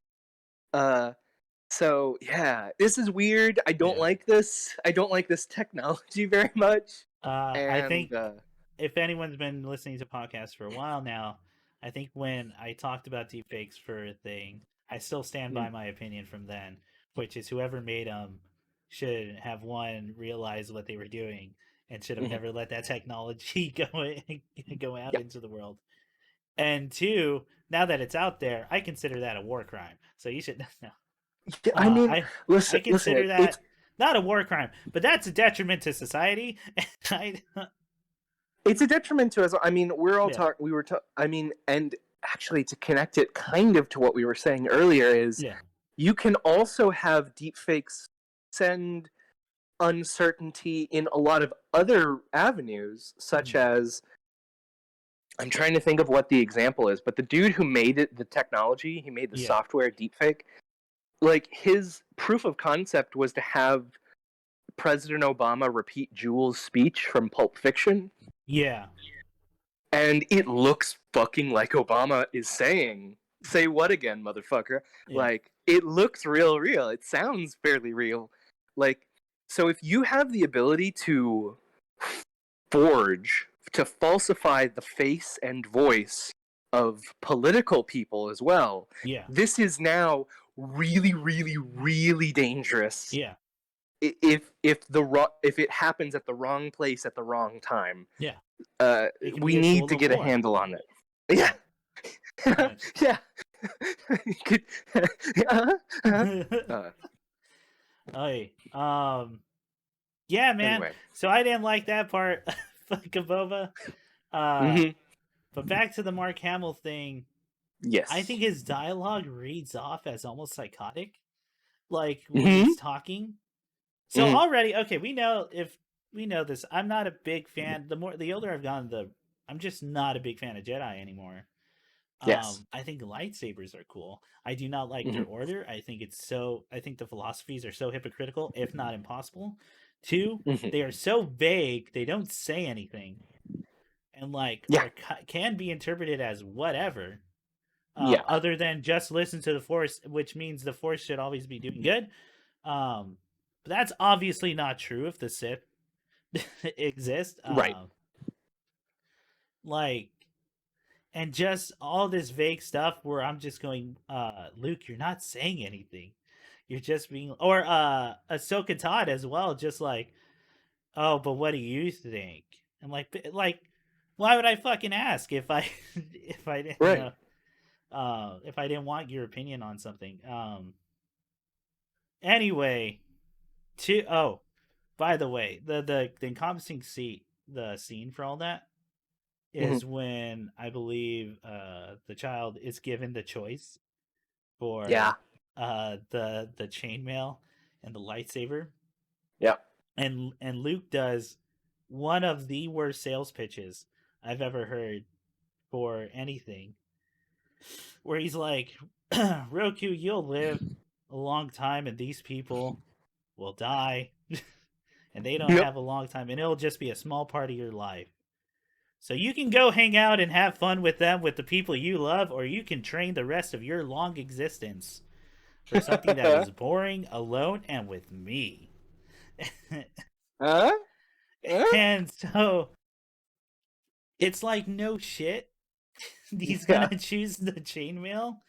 Yeah. Why? If he can still do the Force, why not spend time with the people you love who don't have long for this world, in at least relation to your lifespan, and people who thoroughly like love you? Like, what the And fuck? also worth mentioning, I Oh, think. hang on, you Like, you cut out there. oh, sorry. Yeah, Also worth mentioning, I think, is Luke. at some point basically says like, yeah, I feel like someone already trained him. He knows a bunch of stuff that I'm just kind of jogging his memory on. Yeah. So, like, why? You're older than Luke Skywalker anyway. Yeah. So here's my hope for future series. I hope we never see Luke again. Okay. in this in this friend in this part of Star Wars. Series. Well, good fucking luck. Well, I know. And other than that, I will say with the Mando, I did like the fight he had with the other person part of the the sect. order. I like that fight. I like two big dudes in armor just like wailing on each other. Wailing on each other. And they're fighting exactly as you would, like in that. On a fucking platform hanging over space. Yeah. No railings. No railing. Dude, it's awesome. It's literally it's like you're watching a medieval bridge fight between two suits in armor. Like it's cool. It's cool. Also, I love that just no one ever asked if he took off his helmet until that point. Yep. Yeah. Because it comes off as, did you ever take off your helmet? That's not good. You got to make up for that. You must atone for your sin. Well, I do like the. I mean, again, this is not Boba Fett. This is Mando. Yeah, it's Mando. I do love that whole like. He's a part of like a religiously fanatical order. Like he's considered fringe by the other Mandalorians. Yeah, and they make that clear in the series. Like they are free. Like they are out there. Yeah, yeah. It's cool. Yeah. So there's cool parts of that show. It's entertainment. There's cool parts. There's bad parts, and you know what? Here's the opinion for the ages. I like the things I like. And we are back. All right, everybody. Cool, All cool, right. Cool. Okay. So, let me see. Just make sure that's good. All right, cool. So, Book of Boba. And then, what else did you watch, Ian? A lot of that. Oh, me? Unless you want me to go into mine. That was the end of my my excursion this month. I thought I packed it in. You did. You did. That's why I was like, wow, it's good. Right? Well, it's my turn, and I will talk about a thing I also didn't quite care for, but I did, and I have very conflicted feelings about. Okay. I played, besides Elden Ring, I played another game before this called Everhood. In research for something I'm working on, but so Everhood is this indie game, right? That became very popular. It won an award for like best soundtrack on like Steam or something. It's very beloved by the people who have played it. Okay. And who like it. So I gave it a shot. And the gameplay is really fun. The boss battles are so fucking fun. It's kind of like a rhythm bullet hell. Okay. Where there's 5 lanes, I think, 5 or 6 lanes. And musical notes drop in time with the song, and you gotta dodge them. Oh, okay. Or deflect. The art's gorgeous. It's very reminiscent of Undertale. Okay. Which is, in fact, I think where a lot of people were drawn to it first of all. And the soundtrack is a banger. It is like 11 on 10. Fantastic. Oh shit. Okay. The songs are amazing. What's the what is it? Electronica? What kind of music are we talking about? Yeah, it's electronic. Though it's varying different styles. Okay. There's even like flamenco stuff, a little bit more jazzy. Depends on the character essentially. There's some rock, some gent, and like. Oh. So, it does have an array, but the majority, yes, is electronic, and they're really good songs. And in fact, I implore everyone to go listen to those songs because they're really fucking good. Having said that, I don't think it's as charming as it thinks it is. Okay. So one of the things, one, and yeah, you can chalk this up to just not my taste in humor, but I really do think the jokes just aren't that funny Mm-hmm. or well written out, because sometimes it's just like, oh, and that's that. Oh, that's my quirky personality. It's a lot of one lines that aren't that good or strong, Mm-hmm. which most of the time that's not a problem. It just happens, maybe you don't click with it, or maybe yeah, it's just not as memorable or as funny as like other stuff. The problem comes from, and I'm gonna get into spoilers here. So do you ever have any plan playing it? Let me No, just go for it. Go for it. okay, because I need to. I'm gonna spoil the hell out of this thing because I need to talk about this game. Okay. Let me just make sure I put spoilers again for Yes. Yes.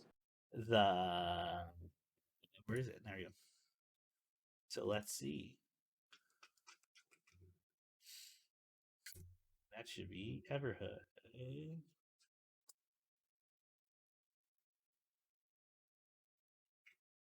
Okay. Yeah. So that show up? Yes. The big difference between this and Undertale is Undertale, you grow to love those characters, and part Mm-hmm. of the reason is you spend so much time with them. You spend a Okay. lot of time with them, as well as the writing being excellent. Yeah. And I know, like, oh, Undertale's always talked about like this, and people don't like shut up about it, but it really is like phenomenal and like fantastic. I think it earns a lot of the praise it gets. It It isn't earns a lot actually. more than you would think, Yeah. like for something that popular, right? Mm-hmm. It is like a really well crafted game. Yeah. Everhood, you don't do that. You don't spend as much time with characters as you probably should to care about them, Right. as well as to love their company and like grow to Mm-hmm. love these characters. This is especially important when, and here's the twist, you have to murder all of them. Jeez. So, and it doesn't hit as hard. And I especially, and to take it back to the beginning, to really get into spoilers, you find out this world, everyone is immortal, right? Right. And it was like some portal that opened up to humanity, and those who got to choose to enter this portal and quote unquote transcend achieved Mm-hmm. immortality, and they've been Mm-hmm. living for what's implied a very long time. And there's varying different feelings on this. Some people seem to be enjoying their time, others don't know what to do or lost, and some actually want to want this to end. For instance, there's a character who is a crocodile skin rug, Uh, and it's just like I can't move, I can't talk, even though they're talking to you somehow, and yeah, I want my existence to end. So it comes to the game that you have to kill them all, and you're told by characters like you're doing them a great justice and mortality suffering, even if they don't realize it yet. mm-hmm. You have to free them. So as soon as you hear that and you gain the power to do so, my head, I immediately go, okay, I'm going to do the pacifist route. I'm not going to take that. And that does lead to a boss fight with Mm-hmm. the frog, who is your kind of sort of Sherpa Okay. and is telling you these things to murder people along with other characters. You're Merpa. You're Murder Yeah. Sherpa. And you do get an ending, Okay. but it doesn't feel like the true ending as well as the ending the developers are going for. Oh, okay. The true ending is actually go fucking murder everyone Oh, Jesus. and to put them out of their misery, because they are Right. miserable if they are immortal, says the game. And I'm going to get into that trope Okay. in a bit, but because I have a lot to say about that whole thing. And Right. also interlude with this, If anyone has listened to Castle Super Beast, Wooly did talk about this game, and me and him do share a lot of opinions about Mm-hmm. where this game goes. Mm-hmm. So I forgot to mention throughout this game, it's you can tell the developers are really into drugs, psychedelics, Oh, and okay. not just visual wise, but there's a lot of speak of like, yo, there's a there's another plane that we go to. Death Oh, is not the end, right. and which it's also it's a little bit of Buddhist philosophy, but it's like, but they do acknowledge the idea. We don't know that, but we're pretty sure with all this stuff there is a way to get there. Right, right, right. Um, so maybe if you kill them all, they will Transcend. do the thing. Yes.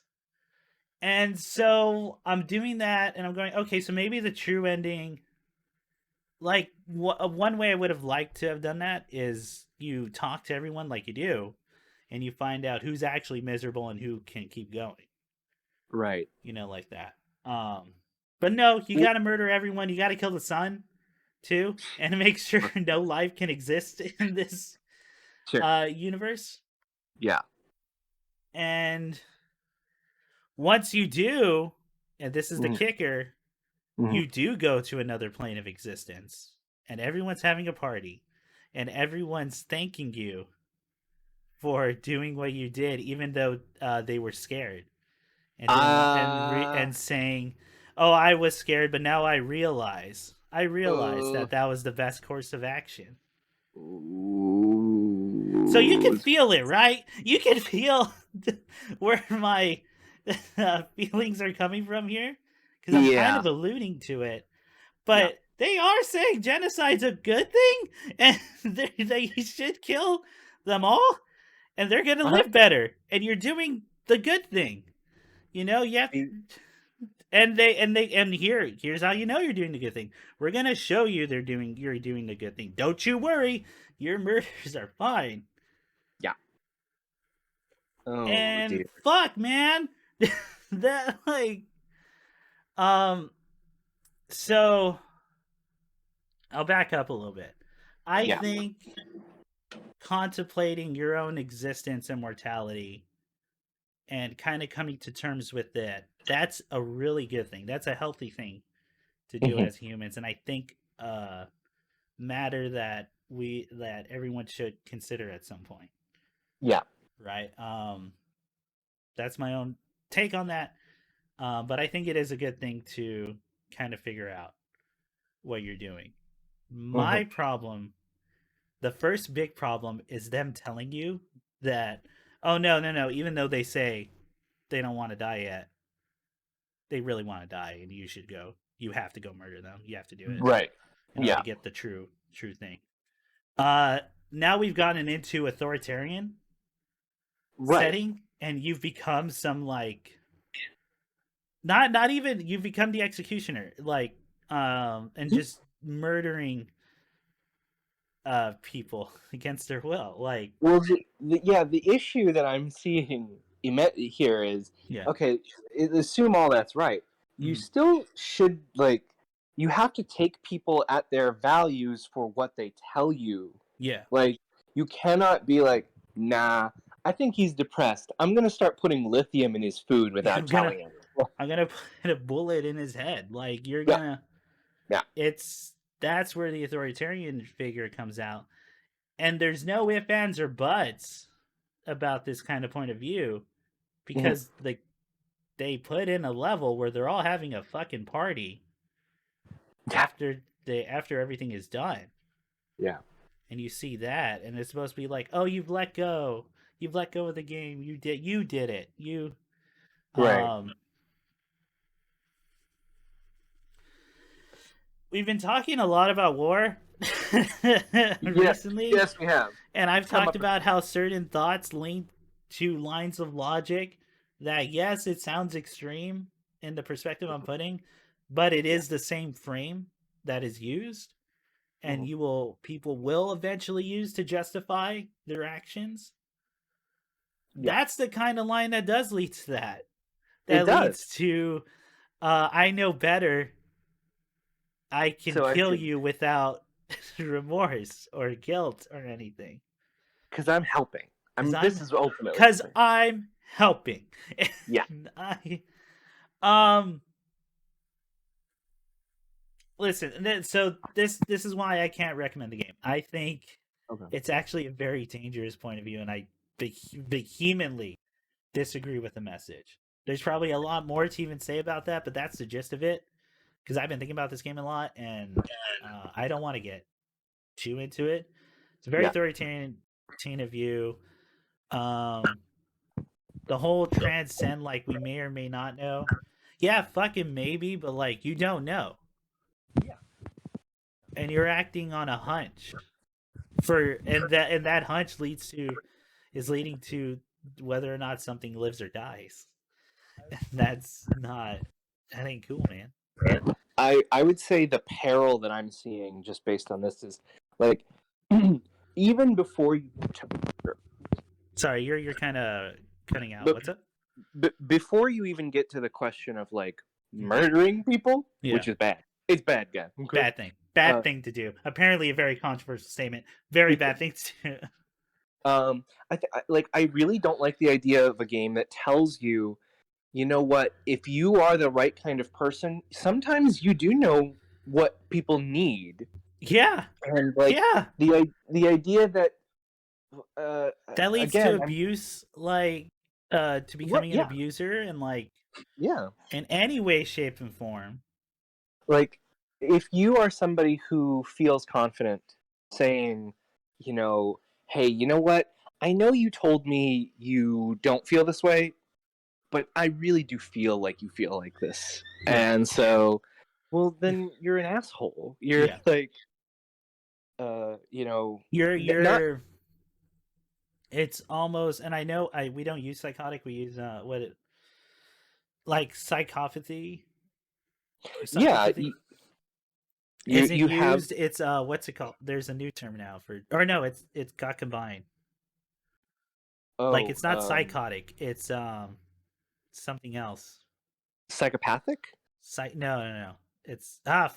Okay, it's updated in the DRM, whatever. And Okay. but yeah, that's what that is. It's you're denying any empathy. Yeah. It's narcissistic, it's authoritarian, it's yeah, man. Yeah. So I wasn't expecting that from that game. Sure. And it's one hell of a stance, and it's like they believe in it. They're all in on it. Yeah. They're in on it, and it's weird because it's coming off as this fun thing, and they're like, "Oh, it's just a fight. It's a dance party," and like, oi, Look how much fun they're all having. Everyone's fucking wild. It's wild, and it's all on the premise on like they're immortal, and that's where we get into the thing. Oh, what's up? Call me out, Spot. You just missed my thing about Everhood. And by the way, good morning. Everhood big moral point. Having an authoritarian point of view where it's okay to commit genocide, and but it's set on the premise that all these you're still playing Elden Ring. Oh shoot, I have it on Elden. I didn't even notice that. Hang on. Oh, thank you. Call me Apple Spot. That's like 2 hours. I have the category as Elden Ring. Elder. Fuck. The classic goofs and gaffs are really fucking tell me about it. I think that coffee is only barely kicking in because now I'm like, yeah, fuck this game. And then like, okay, so it's set on the premise of immortality, right? And it's an overplayed trope that immortality, and not just like in modern media. This is like it dates back to like Faustian bargains and like storytelling. In fact, I think it does stem from Faustian bargain if that's what it's about. Which yes, that's a literary term. Go look that shit up. I went to college, and the idea that I'm immortal, I live forever. Oh no, I hate it because I can't enjoy the things because I'm no longer like time has no frame and immortality is a curse upon me. But I must. So the way to do it is to have a life that's short and just enjoy that. To curb Yeah. stomp Faust, but curb stomp Faust we must. Oh fuck. Yeah. I'll give him a break in the sense that it's one of the first. When you're in that early on in human society, Mm-hmm. I'll give Faust a little bit of a break. Um, so that trope of immortality does not resonate with me Mm-hmm. as much because yes, again, while I do agree you should come to terms, you should that should be something contemplated upon your mortality and how it's going to end. Mm-hmm. Um, Immortality takes away a lot of things because one, it's quote unquote unlimited time, Sure. and eventually you can just solve the problem given enough time for you to play the thing, in theory. Yeah. Yeah. Um, Two, and I am gonna preface this with I am gonna say, of course, I'm talking about like you get to choose what age range you're in for immortality. You're not just gonna curl up into a rock Right. or bone Mm-hmm. and just stop thinking. And you won't get like Cars or fucking that guy from Ninja Scroll who Oh gets shit. yeah, I knew that one was getting Yeah. in. Who just gets to who is just suffering, right? Yeah. Um so like okay, I just went off on a tangent. So immortality, right? It's Yay. overplayed like that. Although I will say, yeah, that's what I was going to bring around to. My favorite version of that, by far, is the Sandman, Oh yeah.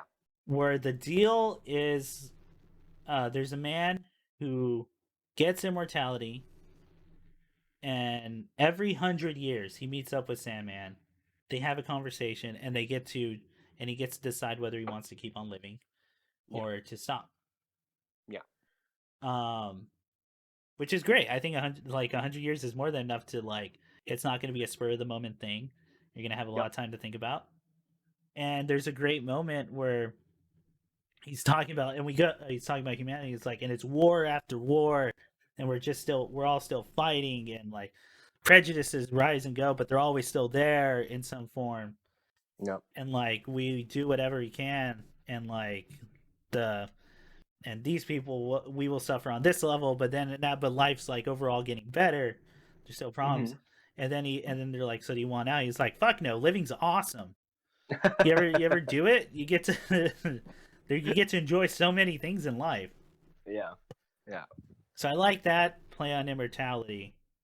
But it's so and I think that's the way to take it for this game, which is why I think I would be a um less critical on this game Yeah. and just straight up like going, that's a dangerous fucking message to tell people. Yeah. Um, if it was like what I originally said, where you talk to people and you have to figure out whether or not they're That would have still been on track, or if you that know would have what, been I'm more done. interesting, right? Yeah, it would. It's a much more interesting. You get to do things with characters, find out what they're like, what they're love, why they even chose this path. Yeah. Because No, like it's then just you've got a story that's kind of more morally nuanced. yeah, It's actually about like okay, euthanasia. yeah, Like okay, these people genuinely have told you directly, I don't like mm, living anymore. I'm done. I hate it. yeah, Like for whatever reason that may be. yeah. Okay. Okay. That's something to build on, I think. Mm-hmm. And the premise for Yeah. that is Death thought it would be funny, just live forever. Yeah, yeah. Yeah. Sandman's great. Everyone, go read Sandman. Like one of my favorite things. But yeah, that's a much more nuanced conversation to have with a lot more gray area, where Everhood is just no man. They're suffering. You gotta Yeah. put them out. They're gonna tell you whatever, but you gotta do it. You Yeah. gotta fucking murder. Do it. Do it. Everhood's wild, dude. I think you should not play. Don't play it. Yeah. But I think Woollyverse is doing a playthrough. You should see some of the shit Okay. that they're pushing Okay. with that Okay. in this guise. Okay. Uh yeah. I mean, listen, the gameplay is amazing. Music's 11 on 10. I'm still listening to those tracks. Because I would like to hope to believe those artists aren't like Mhm. super about that. Right. I could be wrong though, so I'm gonna find out. And Okay. but no, I can't. I cannot recommend that game Fair. based on that Fair enough. message. Fair enough. It's incredibly like dangerous and irresponsible, I would say. Okay. Well, that's a no. That's a no to that game. As a big no, a big no. Big no. Big no for me. All right, so I'll get rid of spoilers there. Let's talk about some things I did like. Oh, please. Let's go back to cartoons for a little bit. Oh, I yeah. watched as a background show, but it's usually like I'm watching and doing something. Yeah. So I'm paying more attention to it than say if I'm like it's just noise in the background. Yeah. I watched Big Greens on your recommendation, Ian. Oh, okay. Okay. Oh, I'm interested. actually, to hear before your that, I thoughts. watched the phone call thing before I watched Big Greens. That's what got me into watching Big Greens. Okay. Because you recommended the phone call Crank Acres, and that sounded so weird to me that a children's show Would do that? would do Yeah. that. Yeah. I Yes. want to know what calls went wrong. Like, there's like for every one, there's like 5 that are there's like, like 10. don't ever fucking call my business again. Yeah. Just what the fuck you on, man? Don't call. Yeah. I need to know that. So the Crank their show, the Disney Channel one, I forget what it's called, but it's their equivalent, Crank Yankers. Yeah. It's funny. The guy whoever plays what's the kid's name? In Big Greens. Cricket? Cricket. Yeah. Great improviser, great doing that voice. Yes. And as you see in the show too. Having said that, I think that show goes downhill as soon as they're not calling people. And they're just doing bits with other Disney Channel cast. Oh yeah, no, who gives a shit? Yeah. And we kind of talked about this with what's that one movie? I think it's Bad Trip with Eric Andre. Yes. Yes. And Tiffany Haddish. Weakest part is the bits that have to pull a story together. Yeah. Yeah. And that's because the real people are so fucking charming and interesting. Yes. And they bring it all around. Like, yeah, you can't have it without them. No. Otherwise, it's just some dude doing an impression for like. Yes. For it's just me doing a bad impression for 1 minute. So I think my favorite ones, right, are I like the old man who works at the grocery store for Yogurt Hill. Yes. Dude, 10 on 10. That you couldn't have gotten a better person to pick that call. No. The playing along but also being the kid. You gotta think about this stuff, but he's still like, yeah, man, Yogurt Hill sounds rad. Like, let's do it. And it's also like an underlying thing of, and if he does come and buy yogurt, he just sold a bunch of stuff at his store. Like that old man, that like you couldn't have gone in anyone better. No. Other person is the girl who works at that comic shop. Oh my god, yes. Because it's also playing with the kids. Yes. And she she's catching on pretty fast and like, what this is, and totally just turns it around. Yes. That's pretty great. And Doofenshmirtz calling the restaurant. I'm very important. Just from the gate, like that, whoever the host, for that restaurant is just like, no, we're not letting commoners into. No. Like, holy shit, man! Do you just run your restaurant like that? Like, so it's good. It's funny. Don't recommend the bits where they're calling live action stuff or, but highly recommend it. And then I watched Big City Greens, and it's actually really funny. It's a really charming, funny show. Yeah. The belly laughs for me were always with Cricket. I think Cricket's actually a really great character. It's a lot less Beverly Hillbillies than I took it credit for. I gave it credit for initially. Yeah. It's actually more about gentrification and how families deal with that. Yes. And it's a thing of like working within it, but also standing your ground Yeah. and going, no, this is my home. That's my home. Yeah. Yeah. So that's a very interesting thing to discuss. But it really is like a comedy kid show, and it's funny. Yeah. And while I got more belly laughs with Cricket, I think Tilly has better one-liners. She's so Like funny. those are She's writer so jokes. Yes. Yes. Very much so. It's just refined one line that's funny in that moment. Like I get the sense that Tilly is very much like the Lisa Simpson character, the one that the writers are like, okay, here's my good line. Yeah, here's that line. Yeah. I get that. Yeah. But yeah, straight belly laughs were Cricket. All the stuff with Chip is great. Mm-hmm. I was kind of worried because it seems like cartoons nowadays have to, and it's not necessarily a bad thing. I just hate like when things have to be pigeonholed and not let a show be what it is. Yeah. Where they're kind of trying not to do the overarching unfolding story to make it more an episodic funny show. Which again, kudos to them because they're really funny and that show's good like that. So Chip is like the only thing you get, and even then, it's like, all right, we're coming back to it now. We got a bunch of jokes that go to work, and he does have a rather wild arc. Either way, wild. It's bananas. It's fucking. It goes places. Grandma's great. All the characters are great. They're hilarious. They're doing what they do. I was afraid the coffee hostess. What's her name? The barista. Yeah, I know who you mean. The sassy teen. Yeah, I'm forgetting her name because she's a great character too. But like, I was afraid when she moved in, they were jumping the shark. Mm-hmm. But no, it's working. It's working at least in the episodes I saw. No, I agree. I think that she's a natural kind of fit, and yeah, it works well bouncing off with the characters like that. Yeah. And she does have a lot of like growth that like occurs over the thing. But at the end of the day, it is goofy shenanigans with characters. Yes, very much so. That little baby, that's good. They give him good lines. Yes. Yes.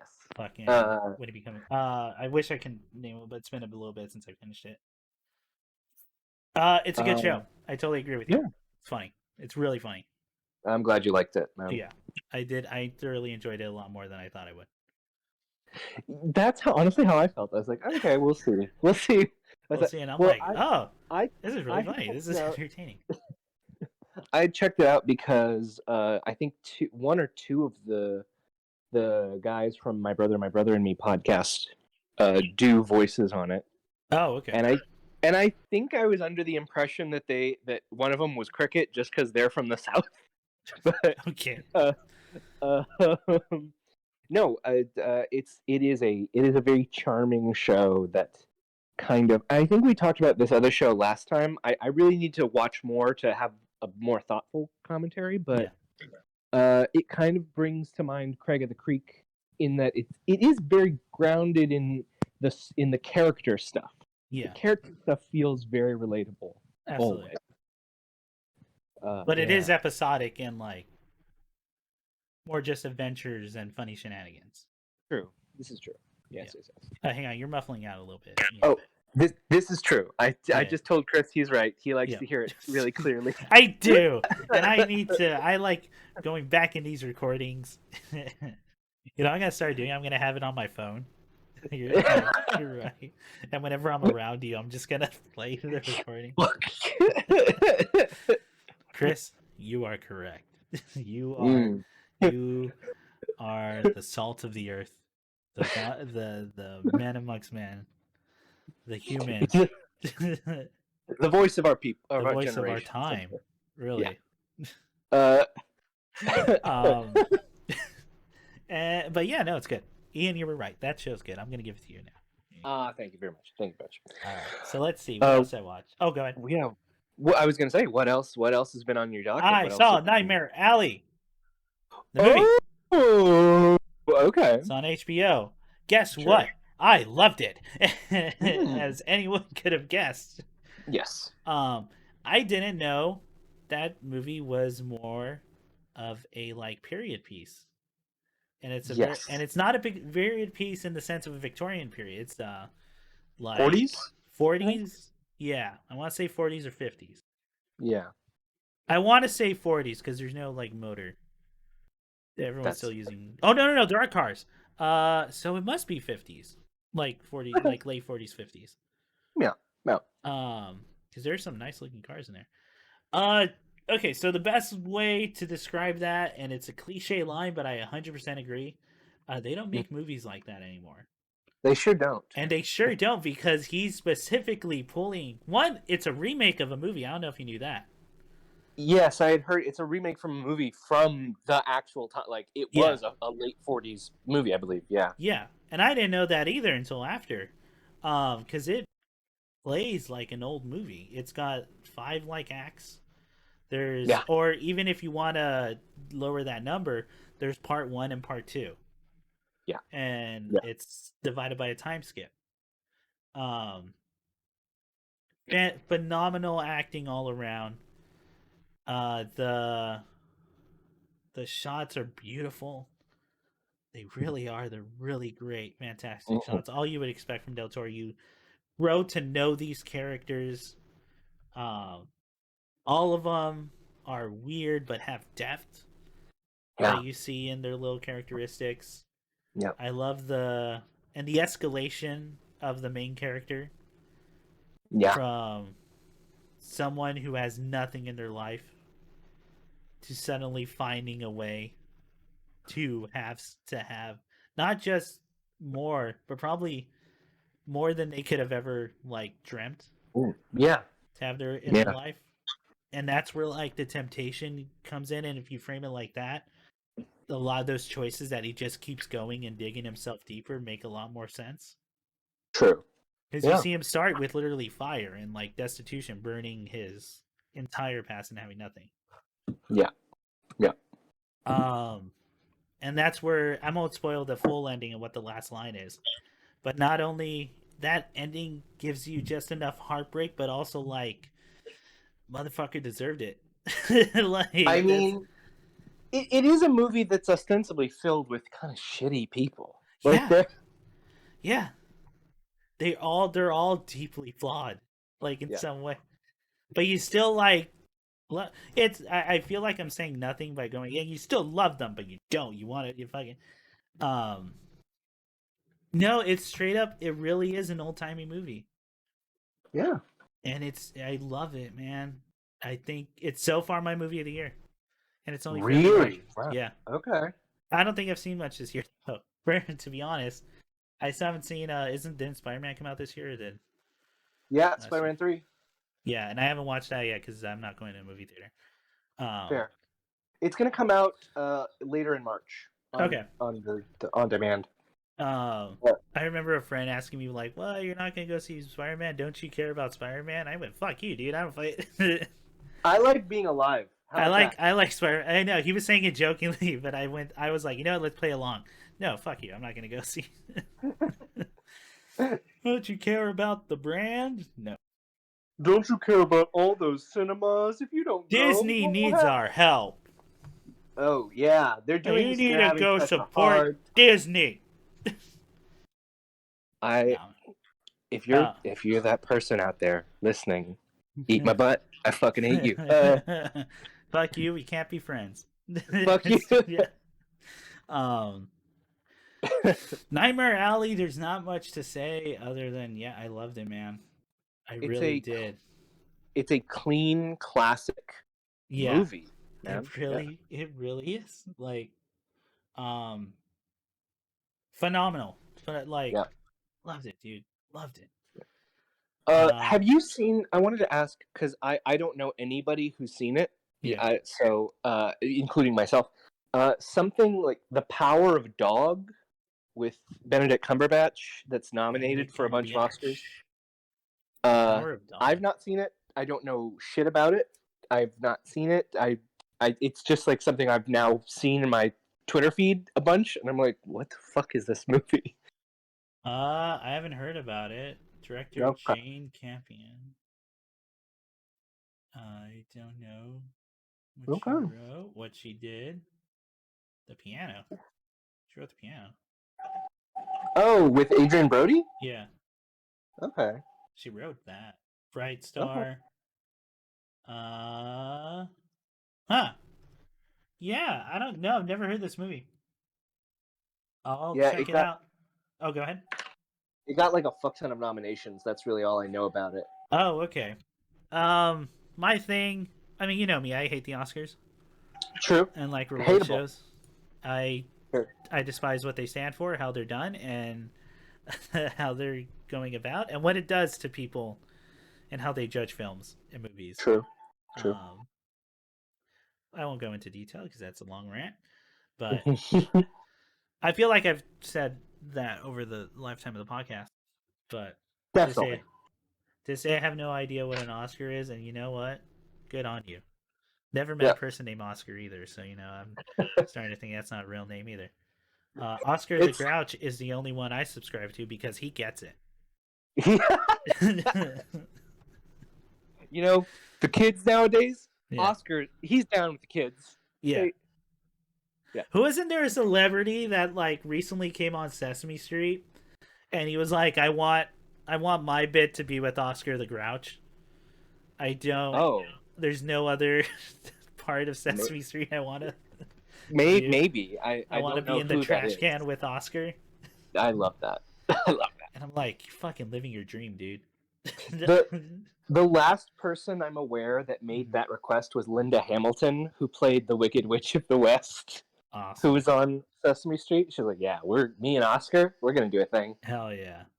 If I was on Sesame Street, it would be like, I want my bit to either be with Oscar, Cookie Monster, or the Count. Oh, definitely. Just because I want to do the 1, 2. I want to count down and do the laugh.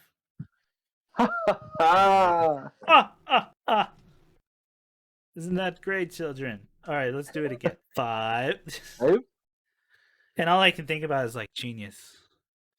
Brilliant. Oh, what if you're if you're in the Muppet Show, who would you want to do the bit with? Because I remember in the last Muppet thing, the one that was kind of like 30 Rock, and wasn't that great until like later. Dave Grohl was on it, and he got to do his bit with Fozzie? Not Fozzie. No, the drummer Muppet. Oh, Animal. You got to do a drum off with Animal. Okay. If you got to do what character would you want to do a bit with? I think everyone can guess who I would do a bit with, but Swedish Chef, surely. Yeah, right. Okay, yeah, Swedish Chef. Yeah. Obviously, I want to do that. I would want. You know what? Here's I got an idea for a bit. Yeah. Swedish Chef, and they're like, here's the celebrity, but it's a Muppet that looks like me, and I'm controlling the hands and doing the voices for the Muppet. Okay. That's how I want to do it, just so I can also do a thing. I think I would pick. Tommy Applespot would hang out with Gonzo. Gonzo's good. It's a good choice. Yeah, either Gonzo or Fozzie. I feel like both of those are good. Fozzie's a good one. Fozzie's a good one because he's going to do all the heavy lifting for the scene. You really just have to be the straight man. Yeah. And he'll do a bit. Or Pepe. I would also. Pepe's a good one. I also thought about Pepe. Pepe would be very fun. King Prawn. The King Prawn. Yeah. I don't know. Really, any of the stars from Muppet Treasure Island. Those Muppets. Miss Piggy ain't a bad choice either. No. I would want to hang out with Miss Piggy, but we talk shit about other Muppets. Oh my god, yes. And it's just Have you seen her hair? Yeah, definitely. What the fuck was I talking about? I watched that for Allie. And then you were talking about the Muppets. Yeah, that's okay. That's good. What other show? Oh, did you watch Peacemaker? Okay, I skipped around in Peacemaker. I'm gonna go back and sit down and watch it, but I've already spoiled it for myself. Fun. So okay. Yeah. That show's fantastic. Yeah. That show's another one. I was kind of worried with that first episode because they're doing a lot of the HBO things you have to do. There's the sex scene, Yeah. um, jokes, and like, but then that show once it gets moving, oh man, phenomenal.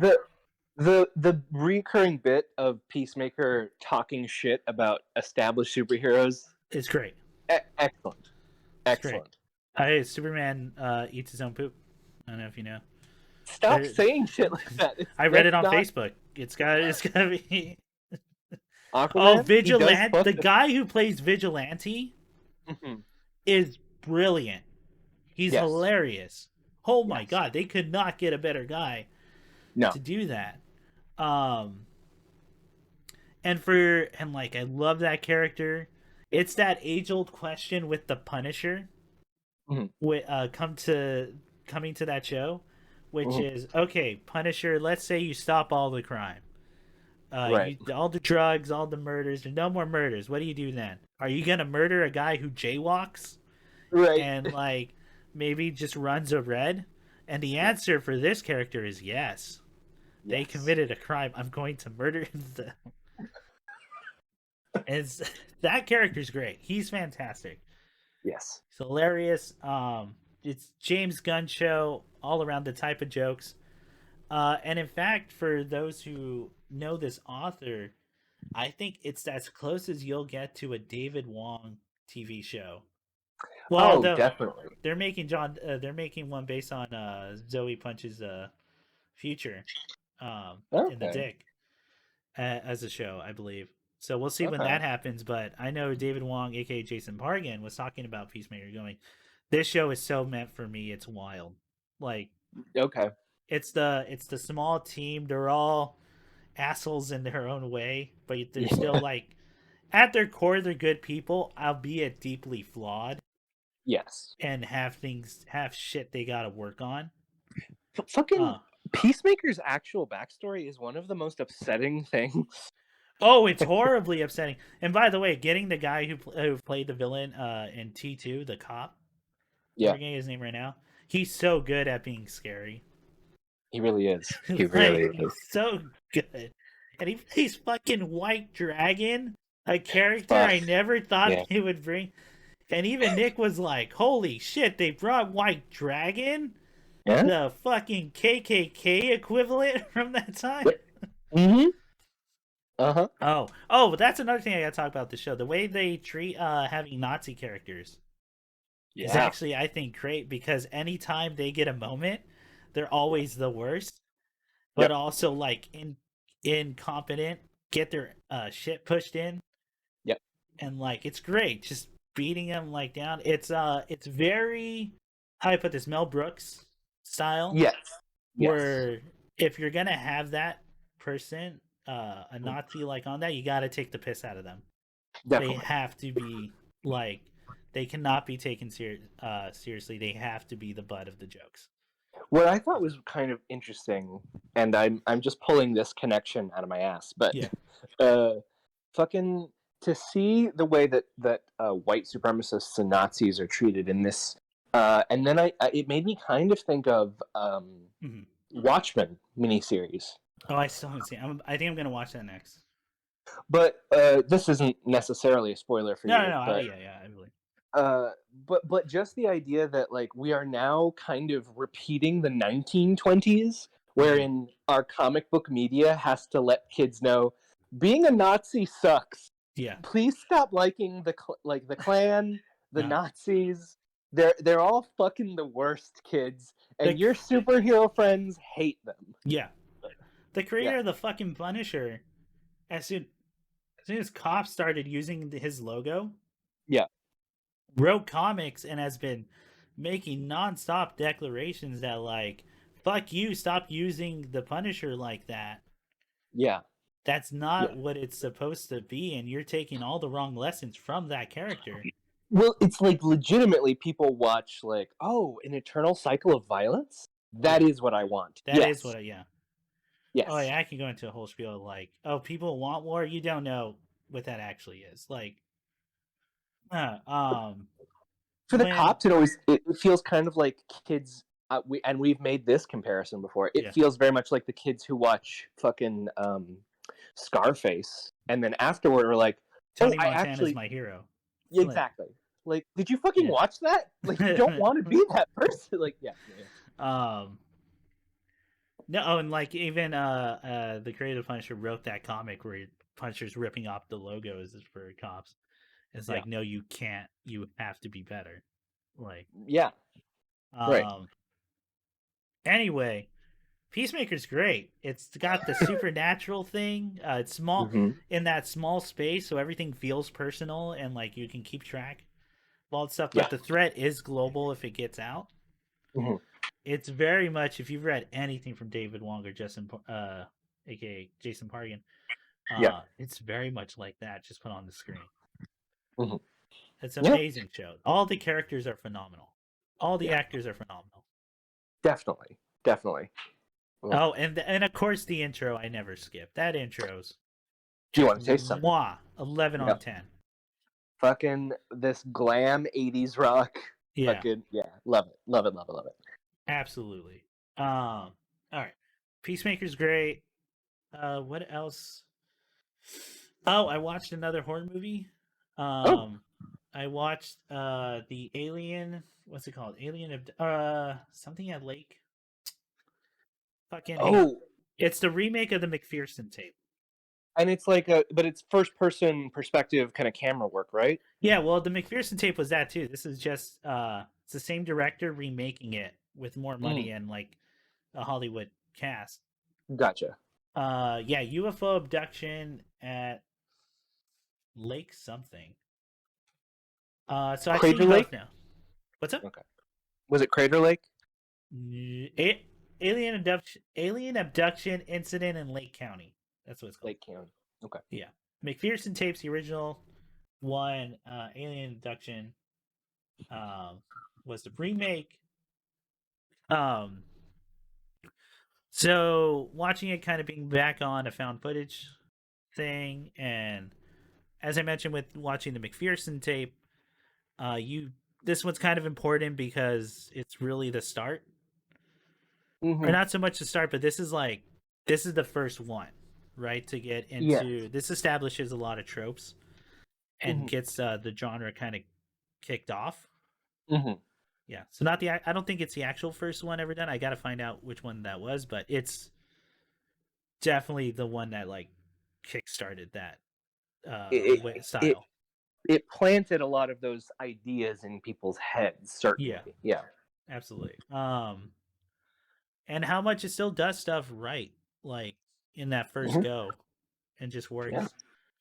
So there's stuff in the McPherson tape I like a lot more than Alien Abduction, and it mostly has to do with, I think McPherson tape actually feels a lot more real. Yeah. With the way that family acts, because they're people.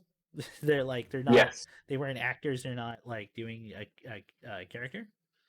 Yeah. Having said that, I think overall Alien Abduction in San Lake County is overall better. For I think the horror works a lot more. And like kind of how stuff actually plays out. Yeah. I'm not sure. Well, so one thing that's lost in translation, and if you watch it now, is that thing aired on television first. Yes.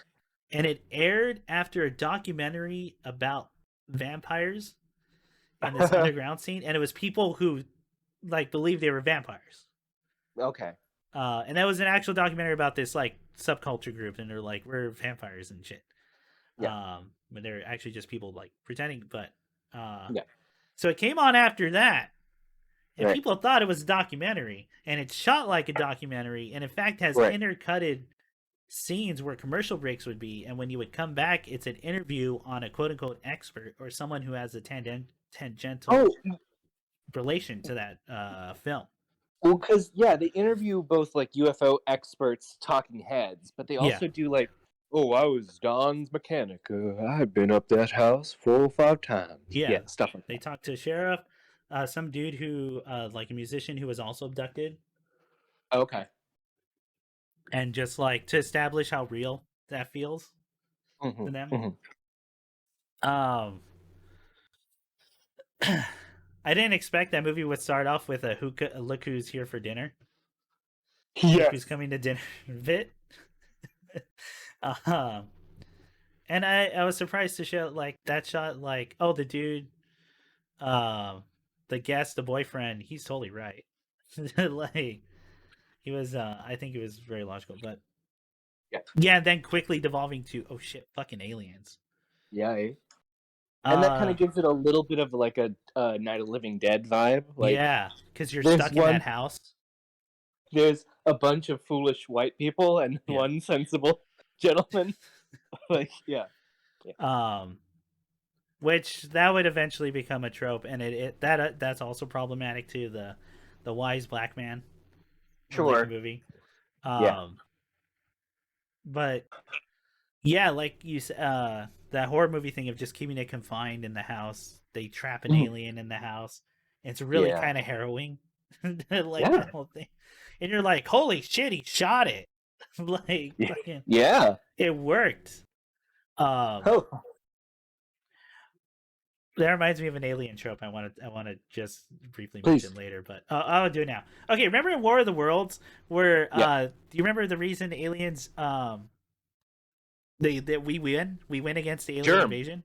Germs, right? Yeah. What a bullshit cop out ending for that story. What, these brilliant aliens who can travel and invade planets with weaponry that can just devastate didn't account for germs? The most like what would essentially be the highest like the most living thing, right? Yeah. The highest number of living things in the universe or Planet. galaxies. They Yeah. didn't Right. account for that, and they just went into this planet without suits or things to protect them. Anyway, it's an alien trope that always comes up, and I hate it. But back to this movie because it's good. Uh, Yes. but no, I thoroughly enjoyed it. I like the horror of it. I like the smallness, the back and forth, Mhm. and just the slow thing of like, there's no way. Also, there's a really good monologue from the kid, um, towards the end, and Mm. like, where he's in the bathroom just talking his fears out, and Oh. it feels so real. And the guy they got for that is great because he looks super young, and he probably was a teenager, but Fucking like, great performance. I yeah, agree. the camera turn of oh, this is a child. Yeah. We're watching a kid. We just watched a bunch of adults like fuck up, Yeah. and Yeah. now this child is going to die. Like Yeah. we're gonna. Fuck. Um, it's great, great movie, great movie. Yeah. Yeah. Really one of the better found footage movies I've seen. I still think Occult and Noroi are overall better, but they came a lot later, and they got to I work def- on a lot of stuff. I think Occult was excellent. I really I love I Occult. finally did watch it. I Oh, recommend you it. watched it? Yes. Okay, Eh, that feeling, oh, right? fuck me. it's It's the it's it's 30 minutes of the movie. it's like I had to just call somebody afterward. Yeah. I felt like I had to just talk to somebody. Yeah. Oh Um, man. And well, when we get a chance to next time we meet up, I want to talk to you about that ending and kind of where you stand sure. on it. But the whole last 30 minutes is great. Like, Yes. oh my god, that sinking feeling. Anyway, alien abduction incident in Lake County is great. It's fantastic. Mm-hmm. Anything else? Because I know we're getting close on the 3 hour mark. Yeah. What else I watch? I'll briefly mention Elden Ring because I was streaming it and people have been hearing my thoughts. Yes. The game's fantastic. It's really good. I'm so happy it's good. It's not only good, I'm loving it. Mm-hmm. I can't stop. I can't stop thinking about it. And I did discuss this on stream. Where playing it, I'm having this sinking feeling of, oh, I don't know if this is a good game to stream for me. Oh, really? Because Okay. I'm like, I kind of just and here's the more selfish bits to it, I guess. But I mean, I'm playing the fucking game. It's like, I'm enjoying the world so much. I want to just roam around and keep exploring, which is very uncommon for me. I usually really don't like open world games. I find them tedious. Yes. and just kind of busy work in Yes. worlds that I don't quite care about. Mhm. Chris becomes Gremlin and loots everything. I sure fucking do. I like to exhaust a place. That way I can go, fucking done. Don't have to come back. Yeah.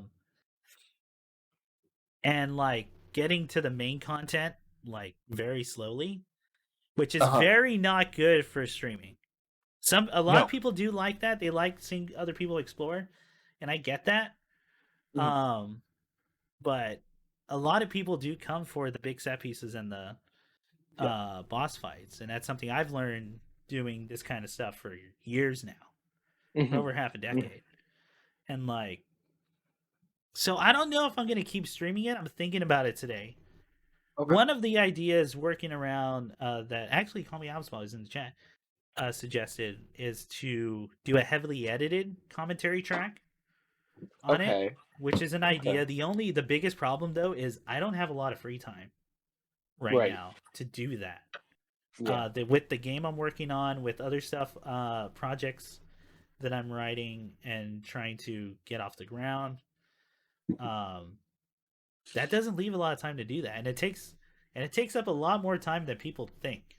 It's effort. It is a lot of effort. Yeah, and I don't mean just like typing. I mean like straight up. I gotta let that PC render shit, Yeah. and that takes a Yeah. while. That takes Yeah. stuff. That takes it takes resources. Yeah. One of the things I'm working on, it's kind of why the schedule's been so weird for streaming too, is I have to work around like a flex alert in my area. Mhm.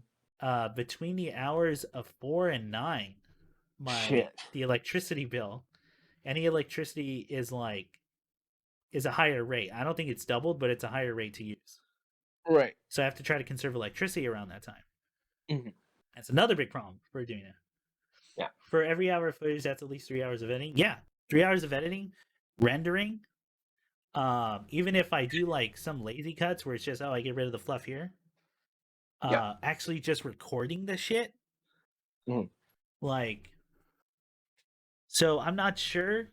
I Here's the thing. I actually really like the idea, and I think it would create a great series of videos Mhm. if I had the time and the resources to do it, Right. which is not viable right now. Sad to say, because I would want to do something like that. I like doing the edited playthroughs just because that's me showing like an editing muscle where I can just, okay, here's going to be a funny punch to this next scene. And I like leading jokes into Mhm. other jokes. Mhm. I used to love doing that in the old channel before this one. Hang on, let me take a swig of water. Mhm. So what I'm Mhm. thinking about doing is I'm still thinking Mhm. about doing the 2 streams a week that I do now Mhm. Mhm. and popping in to where I'm at in Elden Ring.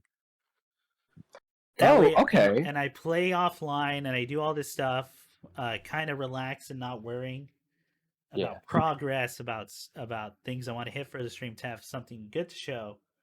Mhm. Um, but then come back and pop in and like, oh, this is where I'm at. I even saved a little area that will be good for the stream to do Right. while I was doing another area, possibly saving a boss fight Right. to do that. How about the Game Grumps tactic of little segments? Maybe.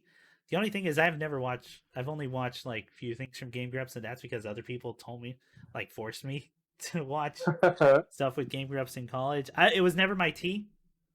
Yeah. Um, I get it. I I respect them. They're obviously very good at what they do. yes. And like, so maybe I will do a little research on that, but I will let people know I'm gonna decide today Okay. because I was thinking about streaming tomorrow. But that's where I'm at with Elden Ring. Okay. Well, Not much to say right now, other than I'm thoroughly enjoying it. I think it's good. it's good. It's It's Dark Souls, but big. And guess what? That's what I fucking want. Um, I did a stream yesterday on stream. I did joust fights on my horseback, and they were fucking cool and fun to do. I got to okay. summon ghost wolves that hunted with me while I was fighting a dude on horseback. It was rad. It was, That's it was okay. it's a fucking video game. Okay. I loved it. I love it. I love it so much. So I think that's what I'm gonna do. I'm gonna let everyone know through social media posts later today what I'm gonna do.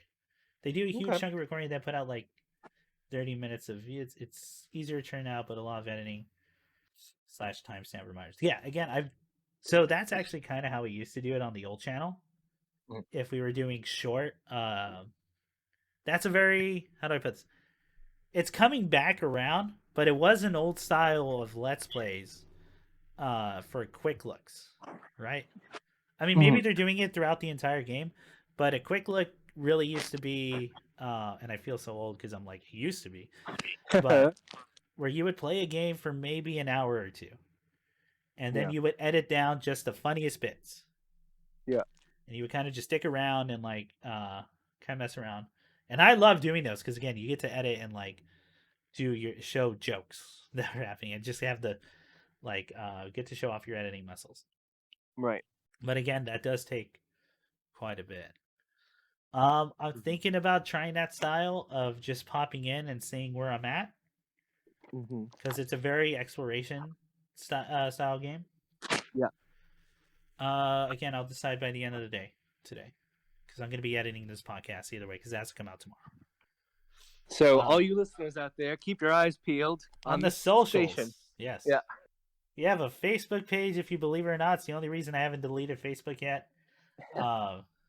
And on Twitter, you can follow me at Assuredly Chris, and I'll be updating through that too. Yep. All right. Anything else that I did? Not that I can think of at the moment. What are you looking forward to, Ian? Great question. I'm actually looking forward to. I'm gonna rewatch Nothing But Trouble. Which is it's a horror comedy film written by Dan Aykroyd. Stars Dan Aykroyd, Chevy Chase. Guy who wants to fuck the ghost, Dan Aykroyd? Yep, that's right. That's right. The very same. That's a true thing. Everyone go look that up. Go look it up. He said it in an interview. It's real. It's not just Ghostbusters. It is like a thing he believes. Yeah. Oh, no, because his dad was like a paranormal whatever. Yeah, investigator or something. He grew up a super believer in like aliens, ghosts, all that stuff. Yeah. Mm-hmm. Also, I'll be getting deeper into Smiling Friends, and I'll be able to make a report on that. I watched Smiling Friends. Yeah, I did. Okay, it's good. Okay, and I'm glad it's good. I wanted them to succeed. I listened to the creators, Zachary and Michael, talk about it on a podcast. It was very interesting. They kind of went through their process as internet animators, going from YouTube and Newground onto the TV. Swim. Yeah. So I'm looking forward to that, and we can talk about it next time. Definitely. Right on. It's good. It's really fun. What are you looking forward to? What am I looking forward to? French Dispatch just came on HBO. Hell yes, watch it now. So I am gonna watch it. Yeah, as soon as I get the chance. I'm planning to rewatch Texas Chainsaw Massacre 1 and 2. Okay. And then I'm gonna watch the new one. Okay. Simply because a friend of mine wants to talk about it, and I've heard the consensus seems to be it's not good, but it has scenes in there that are worth checking out. Okay. So I'll probably give it a shot. I'm gonna play Elden Ring. That's it. And that's gonna take up. My birthday's coming up, so I'm gonna be doing stuff for that. Rad. What else? And then the rest of the time is just the game. We're coming up on launching the Kickstarter soon. We're trying to get 100 followers on the Kickstarter page, so I should have it posted below this video. Please go check it out. Follow. The demo's free. It takes a couple minutes. It works on PC and Mac. That'll be through itch. You'll download it.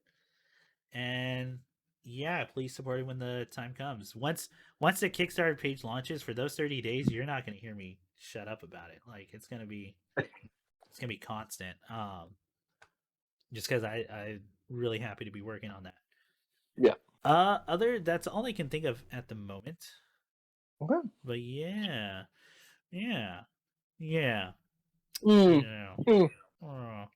Well, I do say this podcast has been a real bonanza of a time.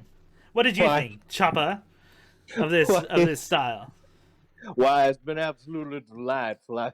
It's been nothing but a oh my euphoria. What are you doing here? How I love it.